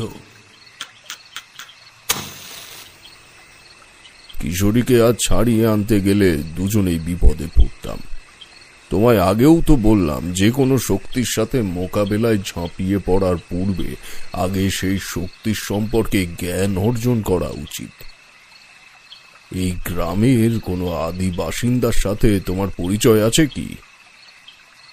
একটু ভেবে উত্তর দিলাম, হ্যাঁ আছে দুজনের সাথে, কিন্তু তারা আদি নয়। তাদের কাছে থেকে পুরনো মানুষের খোঁজ নেওয়া যেতে পারে। বেশ, তবে কাল ভোরবেলাতেই আমরা বেরিয়ে পড়ব, কেমন? খুব শীঘ্র এই কয়েকটা কথা আমায় জানতে হবে। কেন যে কিশোরীটাকে একা ছেড়েছিলাম, এমন দিনে অনুষ্ঠানটাও পড়ল। উফ। এতদিন পর্যন্ত কেবল এই বৃদ্ধের মুখে অতীতে ঘটে যাওয়া তার কিছু অলৌকিক ঘটনার কথা শুনেছি, তবে এমন পরিস্থিতিতেও তার ঠান্ডা মাথায় সমস্ত সিদ্ধান্ত নেওয়ার ব্যাপারটা আমার কাছে তারানাথের চরিত্রকে আরো রহস্যময় করে তুলল। সে রাতে আমার ঘুম এলো না। তারানাথ দেখলাম দিব্যি নাক ডেকে ঘুমোলো বাকি রাতটুকু। ভোর নাগাদ যখন আমার একটু তন্দ্রা মতো এসেছে, ঠিক তখনই বৃদ্ধের কণ্ঠ শুনতে পেলাম, ওঠো হে, তোমায় ডাকতেও খারাপ লাগছে। এদিকে তুমি ছাড়া যাবই বা কার কাছে? উঠে পড়লাম। ভারী চোখের পাতায় একটু কুয়োর ঠান্ডা জলের ঝাপটা দিতেই ঘুম কেটে গেল। তারানাথকে নিয়ে দোমোহনির ভিতরে গ্রামের দিকে এগোলাম। এই অঞ্চলের নামকরণ হয়েছে যে বিশাল দিঘির কারণে। ওই অঞ্চলের দিঘি পার বরাবর একটা ছোট্ট গ্রাম রয়েছে। গ্রাম বলতে গোটা বিশেক বাড়ি নিয়ে একটা পাড়া। সে পাড়ার থেকে দুজন যায় আমার কাজের সাইডে মজুর খাটতে। একজন রাম আর অন্যজন সুবল। দিঘির পাড়ে ঘুরতে গিয়ে আমি ওই গ্রামে একদিন ঢুকেছিলাম, তাই ওই দুজনের বাড়ি আমি চিনতাম। আমি তারানাথকে নিয়ে প্রথমে সুবলদের বাড়িতে গেলাম। আমায় দেখে তো ওর চোখ একদম ছানা পড়া, ভেবেছে হয়তো কাজের কোনো ক্ষতি দেখে আমি ওর কাছে জবাব চাইতে এসেছি। কাপা গলায় বলল, কি হয়েছে সাহেব, এখানে আপনি? সুবল, আমি একটা সাহায্য চাইতে এসেছি। আমার কথা শুনে ঢোক গিলে ও একবার তারানাথের দিকে তাকাল, তারপর বলল, সাহায্য? কি সাহায্য সাহেব? তোমাদের গ্রামে এখন সব থেকে পুরনো লোক কে আছে বলতে পারবে? সবচেয়ে পুরনো লোক? হ্যাঁ, নিমাই দাদু আছে সব থেকে পুরনো, কিন্তু কানে এখন আর তেমন শোনেন না। কেন বলুন তো? আমাদের একটু নিয়ে চলো দেখি। হ্যাঁ, আসুন না, আবার কি এমন কাজ, আসুন আসুন। আমরা ওর পিছু নিলাম। বিলের ধারের বুক সমান ঘাস বনের মাঝের থেকে পায়ে হাঁটা সরু সুরকি। সে পথ ধরে আরো 5 মিনিট হাঁটার পর গ্রামের একদম শেষ প্রান্তে একটি ছোট্ট অস্থায়ী কুটিরের সামনে গিয়ে পৌঁছালাম। সুবল বাইরে দাঁড়িয়ে হাঁক ছাড়ল। নিমাই দাদু, নিমাই দাদু গো, বাড়িতে আসো। ও নিমাই দাদু। ঘরের থেকে ঘোর সর্দি জড়ানো বুকের ঘ্যান ঘ্যানে কাশির শব্দ শুনতে পেলাম। সুবল হাতের ইশারায় আমাদের ভেতরে ঢুকতে বলল। ভেতরে এসে দেখলাম একজন শীর্ণকায় মৃত্যু শরণার্থী অনেক কষ্টে উঠে বসার চেষ্টা করছে। তারানাথ করজোড়ে তার চৌকির এক কোণে গিয়ে বসল, তারপর বলল, বাবা, আমার নাম তারানাথ। আমি একটা কথা জানতে এসেছি আপনার কাছে। আসলে আমার এক বন্ধু বিপদে পড়েছে, ওকে বাঁচানোর জন্য কয়েকটা বিষয় আমার জানা খুব প্রয়োজন। তারানাথের এতক্ষণ বলে যাওয়া কথাগুলির পরেও বৃদ্ধের মুখের অভিব্যক্তির কোনো পরিবর্তন হল না। সুবল একটু মাথা ঝুঁকিয়ে বলল, বাবা একটু জোরে বলুন, উনি খুব কম শোনেন। তারানাথ একটু গলা ঝেড়ে একই কথা আরো একবার উচ্চস্বরে বলল।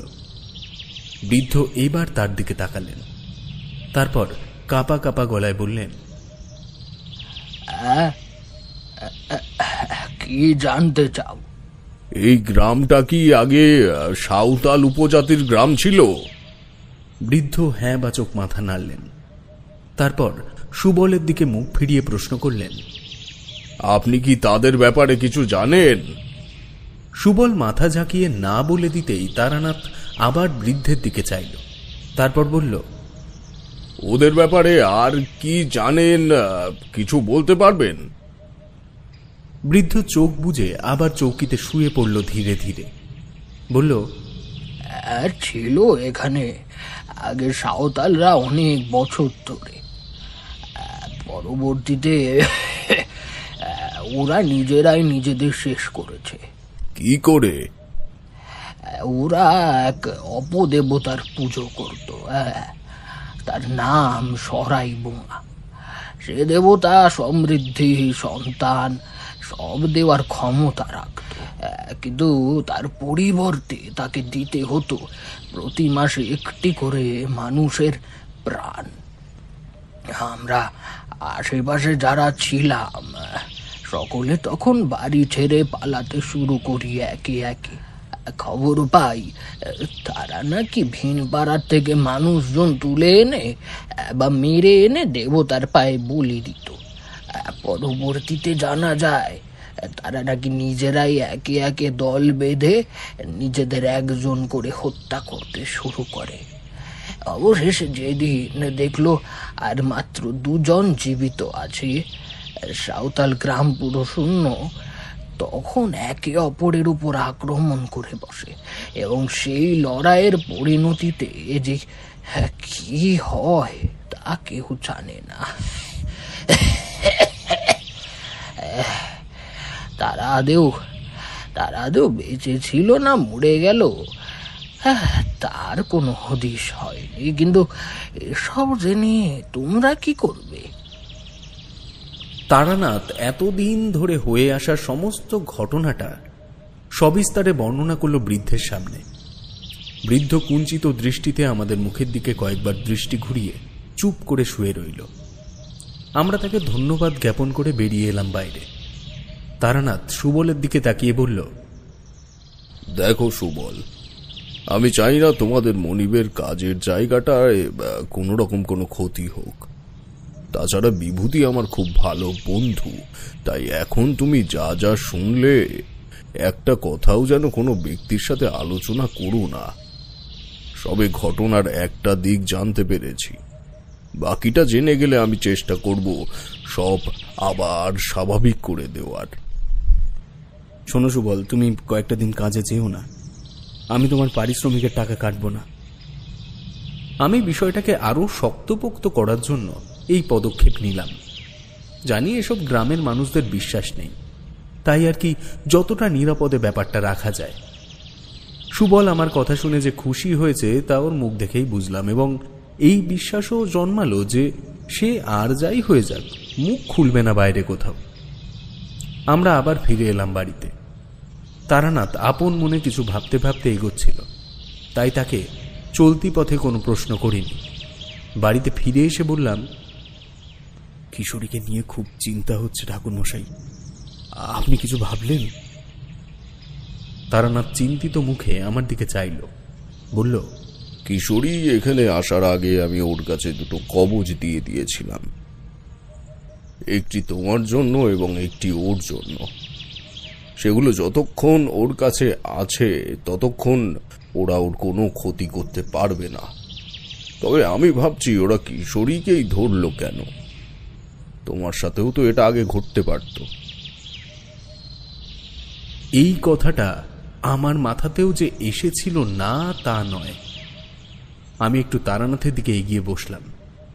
তারানাথ আপন মনে একবার মাথা নেড়ে বলল, কিশোরী নিশ্চয়ই কিছু একটা গোল বাঁধিয়েছে, যেটা আমরা জানতে পারছি না। তাহলে উপায় একটাই, আমায় কিশোরীর মনের সাথে মনোসংযোগ করতে হবে।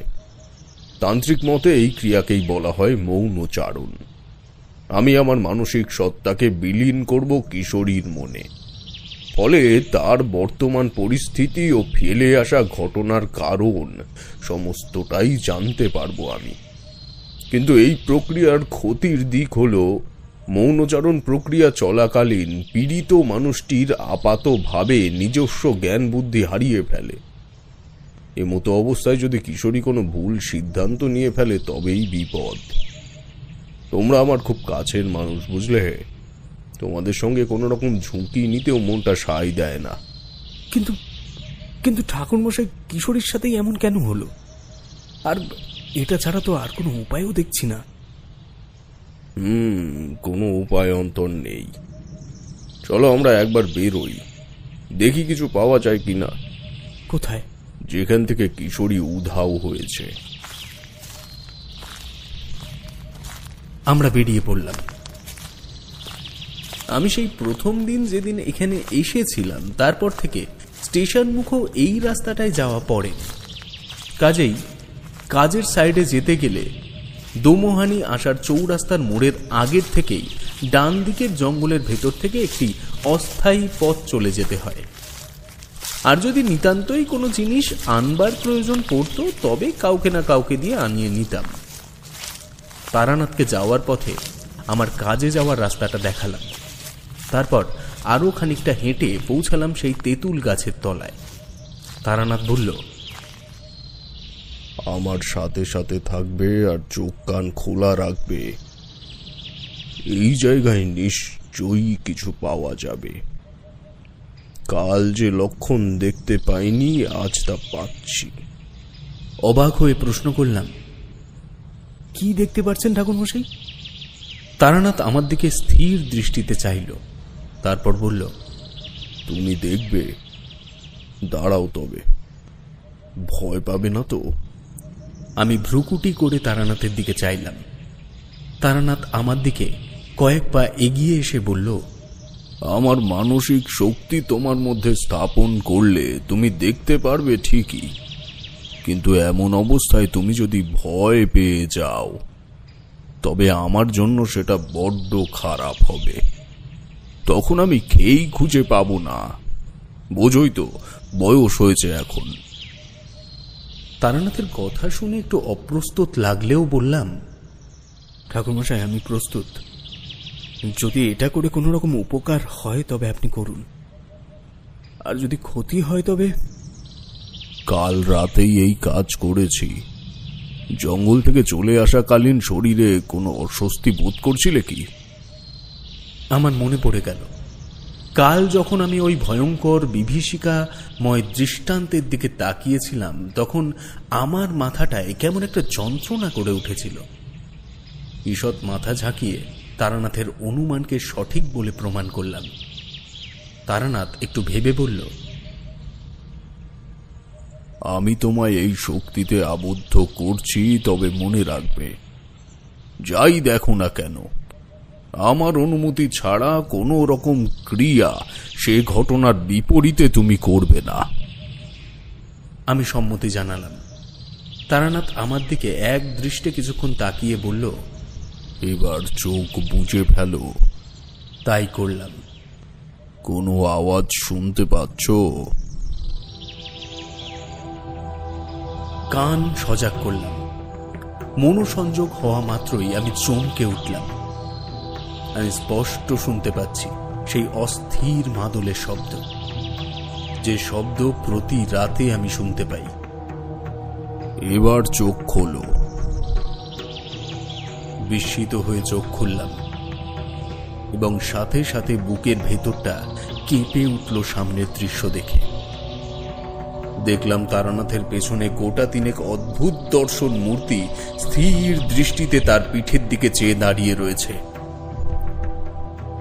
আমি হাত নেড়ে তারানাথকে সাবধান করতে যাব, তারানাথ চোখ বিস্ফারিত করে আমায় শাসিয়ে দিল। নিজেকে সংযত করাটা সেই মুহূর্তে পৃথিবীর সব থেকে কঠিন কাজ বলে মনে হলো আমার। কিন্তু তারানাথ বলেছে, আমি যাই দেখি না কেন, কোনো রকমের অভিব্যক্তি প্রকাশ সেই ঘটনার বিপরীতে করা যাবে না। আমি চারিদিকে চোখ ঘুরিয়ে দেখলাম, শুধু এই তিনজন নয়, আমাদের আশেপাশে এমন অনেক ছায়ামূর্তি রয়েছে যারা পাথর দৃষ্টিতে আমাদেরকেই পর্যবেক্ষণ করছে। আমি তারানাথের দিকে কিছুটা এগিয়ে যেতে সে বলল, এবার খোঁজ শুরু করো। যারা দাঁড়িয়ে আছে তারা থাকুক, আমি যতক্ষণ আছি, তোমার হাতে আমার দেওয়া তাবিজ যতক্ষণ আছে, ততক্ষণ তারা কোনো ক্ষতি করতে পারবে না। এসো। তারানাথের পেছন পেছন বাঁ দিকে জঙ্গলের ভেতরে ঢুকলাম। যত ছায়ামূর্তি দেখতে পাচ্ছি তারা সবগুলোই ওই বাঁ দিকের জঙ্গলের মধ্যেই অবস্থান করে আছে। আমার বাড়ির থেকে যে শব্দ শুনতে পাই তাও এই জঙ্গলের দিকের থেকেই যায়। একটা জিনিস লক্ষ্য করে বুকের ভিতরটা শিউরে উঠল। তারানাথ পরপর দুটো ছায়ামূর্তি ভেদ করে সামনের দিকে এগিয়ে গেল। তার মানসিক শক্তি যতই আমার মনের মধ্যে স্থাপন করা হোক না কেন, আমি কিন্তু প্রত্যেকটা অশুভ উপস্থিতিকে এড়িয়ে এড়িয়ে নিজেকে বাঁচিয়ে এগিয়ে চলেছি। হাঁটতে হাঁটতে তখন ঘন জঙ্গলের মধ্যে প্রবেশ করেছি আমরা। লক্ষ্য করলাম একটা মোটা শিশু গাছের গোড়ায় একদল অদ্ভুত দর্শন জীবের ভিড়। প্রত্যেকের শরীরে কোনো না কোনো অংশ খুবলে উঠে গেছে কোনো অজ্ঞাত দুর্ঘটনাগ্রস্ত হয়ে, কিন্তু ক্ষত স্থানগুলিতে রক্তের কোনো ছাপ নেই। সাদা মাংসের মতো কিছু জড়ো হয়ে আছে সেসব স্থানে। তারানাথ বলল, তুমি এখানে দাঁড়াও, আমি দেখে আসি। বলে সে এগিয়ে গেল সেই অপার্থিব অস্তিত্ব সমষ্টির দিকে। ঠাকুরমশাইয়ের পদশব্দ পেয়ে কিনা জানি না, সামনের মানুষরূপী ক্ষত বিক্ষত জীবগুলি একসঙ্গে আমাদের দিকে ঘুরে দাঁড়ালো। তাদের প্রত্যেকের চোখ মুখ কেমন এক দুঃখ বা যন্ত্রণার ছাপ। কয়েকজনের চেহারা ভয়াবহ, কোনো দুর্ঘটনার স্মৃতি বহন করছে বোধহয়। তাদের মধ্যে একজন একটা ধারালো বল্লম জাতীয় অস্ত্র বের করে এক হৃদয় বিদেহী চিৎকার করে উঠল এবং সেই অস্ত্র ছুঁড়ে মারল তারানাথকে লক্ষ্য করে।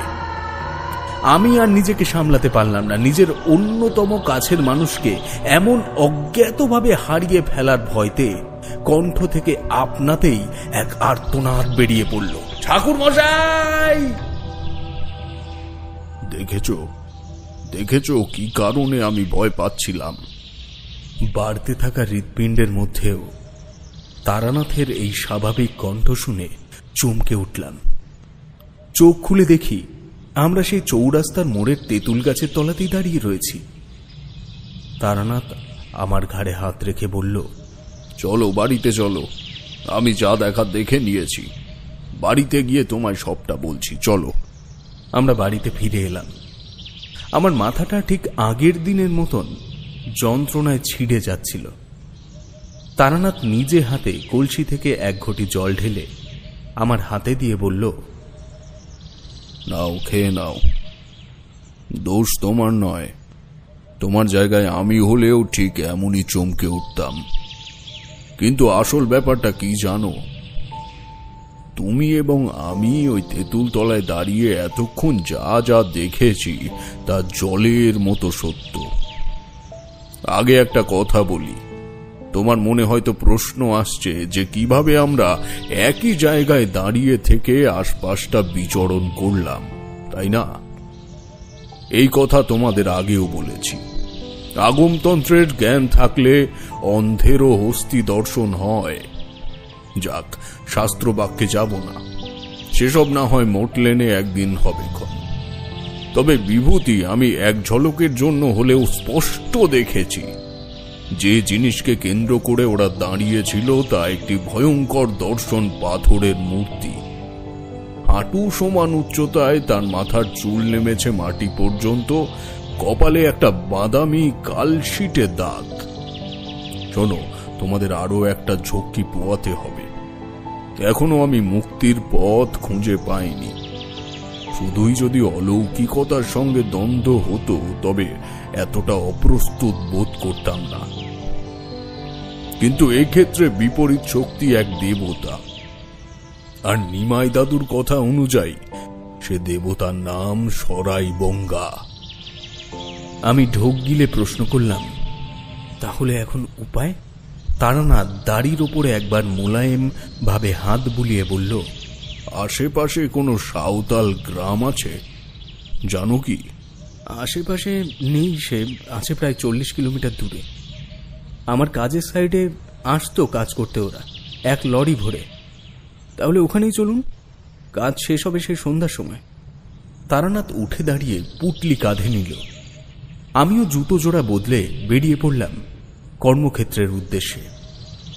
দুদিন পর আমায় দেখে প্রত্যেকে হাতের কাজ ছেড়ে আমার দিকে এগিয়ে এলো। গুটি কয়েকজন ছাড়া সবার নাম কিন্তু আমি তখনও জানতাম না। মঙ্গল নামের এক যুবক ওদের দলনেতা এবং সেই সাঁওতাল সম্প্রদায়ের মানুষ। তাকে ডেকে এনে তারানাথের সামনে দাঁড় করালাম। তারানাথ বলল, এখানে নয়, একটু অন্য জায়গায় গেলে হয় না? আমার দুপুরের খাওয়া দাওয়ার জন্য একটা তাঁবু বাঁধা ছিল পাশে। আমরা তিনজন তার ভেতরে প্রবেশ করলাম। মঙ্গলের মুখে বিস্ময়ের ছাপ। সে বসে পড়ে বলল, কি হয়েছে রে বাবু? শুনলাম তোর বড় অসুখ বেঁধেছে।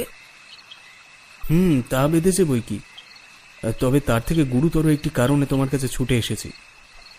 ঠাকুরমশাই, ওর নাম মঙ্গল। বেশ, মঙ্গল, তুমি সরাই বঙ্গা দেবতার ব্যাপারে কিছু বলতে পারবে কি? মঙ্গলের চোখ বড় বড় হয়ে উঠল। বলল, জি বাবা, পারবো। সে তো বড় ভয়ঙ্কর। মানুষের প্রাণ দিয়ে তার থেকে ধন সম্পদ আদায় করতে হয়। কেন, বাবুর বাড়ির ওখান থেকে যে দোল থাকতো বহু বছর আগে, তাদের কি হয়েছিল শুনিসনি? সরাই বঙ্গার পাট সব সময় রক্ত দিয়ে ভিজিয়ে রাখতো ওই গ্রামের লোক। অবশেষে একজন ছাড়া নাকি গ্রামের কেউ বেঁচে ছিল না। সরাই বঙ্গার পিঠ কোথায় জানা আছে কি? হ্যাঁ, জানবো না কিনে। বাবা কাকার মুখে শুনেছি দূর দূর থেকে সেখানে দেবতাকে দেখার জন্য বস্তি উঠে আসতো ওখানে। তবে বেশি দিন সেসব কাফির বস্তি টিকতে পারত না। এক এক করে মানুষ মরতে শুরু করত বস্তির। আসলে আমরা ছাড়া কোনো কোনো জাতির মানুষই এইসব খবর রাখে না, কিন্তু বাবা আমাদের রাখতে হয়, কারণ দেব দেবী আমাদের সম্প্রদায়ে এক বিশাল জায়গা নিয়ে থাকে। তা তোমাদের কি করে বলবো, কিন্তু কি হয়েছে বলো তো? এই দোমোহানির সরাই বঙ্গা আবার জেগে উঠেছে। আমাদের এক বন্ধু খুব বিপদে। ওই দেবতার হাতের থেকে ছেলেটিকে বাঁচাতে হবে। কিভাবে এই বঙ্গাদেবকে শান্ত করা যায় জানো কি? মঙ্গল ভয়ার্ত চোখে তারানাথের দিকে তাকালো, তারপর বলল, নিশ্চয় কোনো মানুষ এই কাজ করেছে বাবা, নইলে সরাই বঙ্গা নিজে নিজে আসবে না। বছরে একদিন কেবল এই দেবতা মাটির থেকে বাইরে বের হয়। কোন দিন? মঙ্গলের চোখে আতঙ্ক দেখতে পেলাম। সে কাঁপা কাঁপা গলায় বলল, তোদের বন্ধু কি ওই দিন সেই জঙ্গলে গিয়েছিল?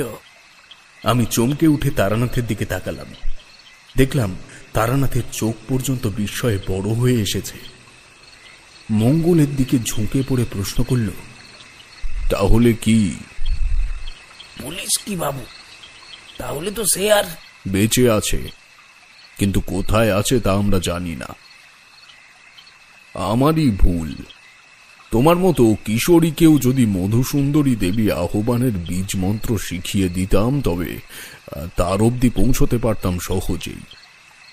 আমি নিশ্চিত সে এখন আমাদের দুজনকে পাগলের মতো তার পাশে চাইছে। এক মুহূর্তের জন্য সিমডেগার সেই রাতের কথা মনে পড়ে গেল, যে রাতে তাঁবুর থেকে বেরিয়ে আমি মধুসুন্দরী দেবীর নাম নিয়ে তারানাথকে স্মরণ করেছিলাম এবং সে উপস্থিত হয়েছিল। মঙ্গল ফ্যাল ফ্যাল করে তারানাথের মুখের দিকে খানিকক্ষণ চেয়ে রইল, তারপর বলল, যদি বেঁচে থাকে তাহলে আমি একটা চেষ্টা করতে পারি, চল আমার সঙ্গে চল। আমরা বেরিয়ে পড়লাম মঙ্গলকে সঙ্গে নিয়ে। তখন সূর্য পশ্চিমে ঢলতে শুরু করার কথা, কিন্তু কখন যে আকাশে এমন দুর্যোগের পূর্বাভাস জন্মেছে টের পাইনি। পায়ে হেঁটে যখন আবার তিনজনে সেই তেঁতুল গাছের নিচে এসে পৌঁছালাম, তখন গুড়ি গুড়ি বৃষ্টি শুরু হয়েছে। মঙ্গল বলল, এই জঙ্গলের নামে অপবাদ আছে। সাধারণত বহু বছর ধরে এর মধ্যে কেউ ঢোকে না, এবং ঢোকার প্রয়োজনও হয় না বলে মানুষ ভুলেই গেছে সব কথা। তবে এক সময় কিছু কিছু মানুষ জঙ্গলের ভেতর থেকে মাদল বাজার শব্দ শুনতে পেত এই শ্রাবণের আগে। আমিও পেয়েছি, আমি সেই শব্দ শুনেছি। তো পেয়েছিস বাবু? তার মানে তারা এখনো এখানে আছে। এই আত্মাগুলো শান্তি পায়নি, তার মানে এখনো পাবেও বা কি করে? বাবা কাকা বলতো ওদের মধ্যে একজন বেঁচে আছে, সে না মরা পর্যন্ত আত্মার শান্তি হবে না। কে সে? তা তো আমরা জানি না বাবু, আগে চল তোর বন্ধুকে বাঁচাই। এতগুলি বিপদের আশঙ্কা জেনে নির্ভীকের মতো মঙ্গলের আত্মবলিদান সেদিন আমায় আপ্লুত করেছিল। তারানাথ হাতের ইশারায় আমাদের থামতে বলে চোখ বুজে কি যেন বিড়বিড় করল। তারপর আমাদের কেন্দ্র করে 3 বার প্রদক্ষিণ করে আবার আগের জায়গায় এসে দাঁড়াল। বলল, তোমাদের গাত্র বন্ধন করে দিলাম, আর কোনো বিপদের আশঙ্কা নেই। আর আপনি? আমার বুকে সে মন্ত্র উল্কি করা আছে, আমায় স্পর্শ করতে পারবে না তারা।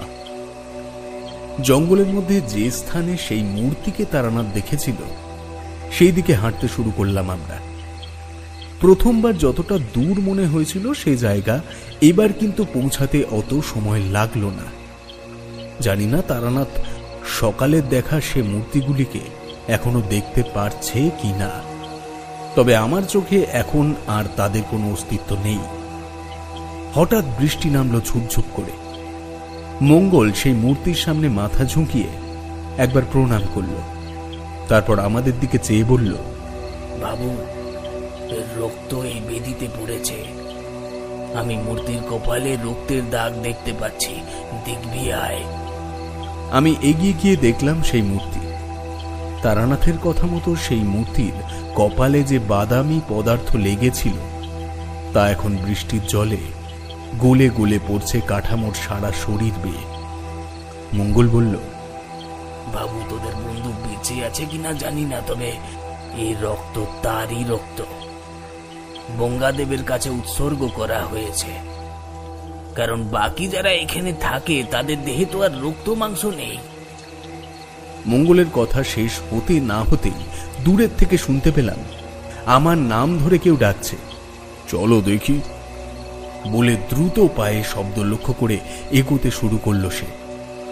তখন চারিদিকটা ধীরে ধীরে অন্ধকার হয়ে আসছে। আবার শুনতে পেলাম আমার নাম ধরে কেউ ডাকে।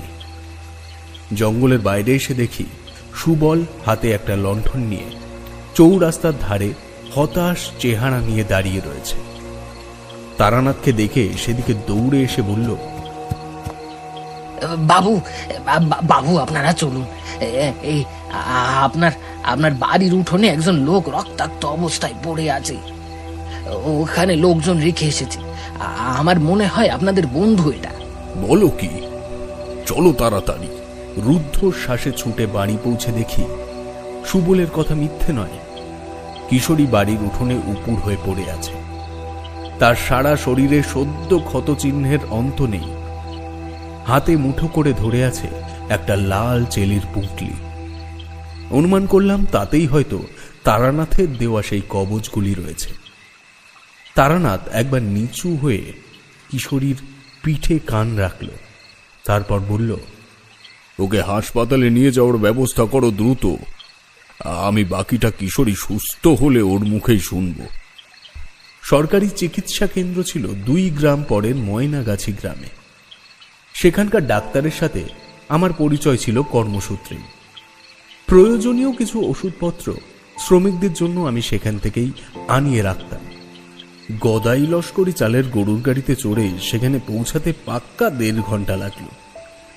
টানা 2 দিনের অক্লান্ত পরিশ্রমে ডাক্তারবাবু কিশোরীকে সুস্থ করে তুলতে সক্ষম হলেন। ঠিক এরই মধ্যে ঘটে গেল আরো এক অপ্রাকৃতিক ঘটনা, যে ঘটনার ব্যাখ্যা দেওয়া আমার মতো বিচার বুদ্ধি ও জ্ঞান সম্পন্ন মানুষের পক্ষে এক প্রকার কল্পনার আধার বলে মনে হয়। ঘটনাস্থল থেকেই আপনাদের বলি। যেদিন কিশোরীকে নিয়ে আমি ও তারানাথ বাড়িতে ফিরলাম সেদিন প্রায় সমস্ত দিনমজুর আমার বাড়ির সামনে এসে জমা হয়েছে। একটা চেয়ার এনে কিশোরীকে বারান্দায় বসালাম। তারপর মঙ্গলকে জিজ্ঞেস করলাম, কি হয়েছে মঙ্গল? আমার প্রশ্ন শুনে সুবল এগিয়ে এলো, বলল, মাই দাদু মারা গেছে পরশু ভোরবেলা। সোরাই বঙ্গার কাছে সবই সম্ভব বাবু, আমি তোকে বলেছিলাম। সে দেবতা নিজে মাটির তলায় টেনে নিয়ে যায় তার শিকারকে। যদি সংকল্পিত মানুষটাকে না পায় তবে হত্যা করে সাঁওতাল গোষ্ঠীর মোড়লকে। ওরা আমায় ভীষণ জখম করেছে। আমার মাথা নিয়ে ঠুকে দিয়েছে একটা ছোট্ট মূর্তির পাথরে, কিন্তু কেন জানি না পুরোপুরি শেষ করে দিতে পারিনি। আমি তারানাথের দিকে একবার তাকালাম। মঙ্গল বলল, সেই কারণেই সে সর্দারকে টেনে নিয়েছে। তার মানে ভোজবাবু ওই নিমাই হলো সেই শেষ মানুষ যার জন্য অতগুলো মানুষ মরেছে। পরবর্তীতে নাম পাল্টে ওই এই গ্রামে আশ্রয় নেয়।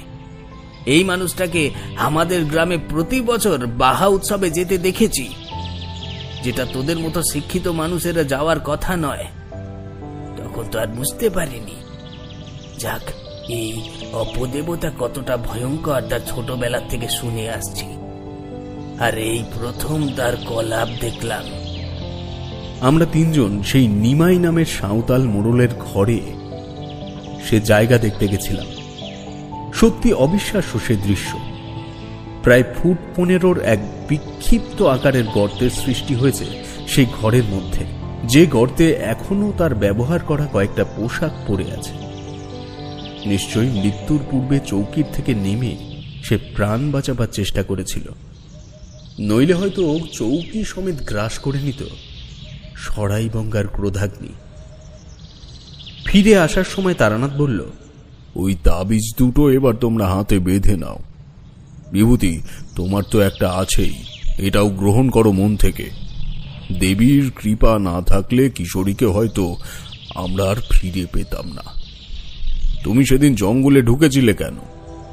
মাথায় বিভূতির চিঠির ব্যাপারটা বারে বারে ঘুরছিল বলে কিনা জানি না, ওই চৌরাস্তায় রিক্সা আমায় নামিয়ে দেওয়ার পর থেকেই যেন জায়গাটা কেমন দম মেরে এলো। নিজের কানকে সজাগ করে শুনলাম কোনো এক জায়গায় পর্ব লেগেছে সাঁওতালদের। মা দোল হই হুল্লোড় সব স্পষ্ট কানে আসছিল। শব্দ লক্ষ্য করে এগিয়ে গিয়ে দেখলাম যারা সে অনুষ্ঠানে সামিল হয়েছে তাদের সবাইকে আমার চেনা। বুঝতে বাকি রইল না, নিশ্চয়ই কোনো মায়াজাল দেখছি আমি, আর বিপদ আমার অনিবার্য। জ্ঞান হারিয়েছিলাম হয়তো। তারপর যখন জ্ঞান ফিরল তখন দেখলাম ওই আদিবাসী গোষ্ঠীকে। বাকি যা হলো তা খুব ভালোভাবে আমার আর মনে নেই। তবুও একবার নিশ্চিত না হলেই নয়। কি বলো বিভূতি, আর একবার দেখবে নাকি? আমার সঙ্গে তারানাথের রহস্যময় দৃষ্টি আদান প্রদান হল। তারানাথ কিশোরীকে ধন্দে না রেখে ওকেও সমস্তটা জানালো। আমরা আবার উক্ত স্থানে ফিরে যাওয়ার পর তারানাথ তার মানসিক শক্তি আমাদের দুজনের মধ্যে স্থাপন করল। এবার কিন্তু চারিপাশে কোনো ছায়ামূর্তি চোখে পড়ল না, কিন্তু যে জিনিসটা আমাদের হৃৎপিণ্ড থামিয়ে দেওয়ার উপক্রম করল তা হল তারানাথের জায়গায় যে মানুষটি দাঁড়িয়ে রয়েছে সে তো ঠাকুর মশাই নয়ই, বরং বর্তমানের মানুষটিকে আমি অদূর ভবিষ্যতেই দেখেছি। সিমডেগায় দেখা সেই মৃত্যুঞ্জয়, অর্থাৎ কিশোরী না চিনলেও আমি চিনি। এই হলো তারানাথের বর্ণনার অমর জীবন ভট্টাচার্য। কি হে, বাড়িতে গেলাম কাউকে পেলাম না, এখানে দাঁড়িয়ে আছো যে? চমকে উঠে পেছনে তাকালাম, দেখি তারানাথ পরিপাটি পোশাক পরে কাঁধে নতুন ক্যাম্বিসের ঝোলা বাঁধিয়ে দাঁড়িয়ে রয়েছে। কিশোরী অবাক হয়ে একবার দ্রুত পেছনে তাকালো, তারপর বলল, আপনি এখানে? তাহলে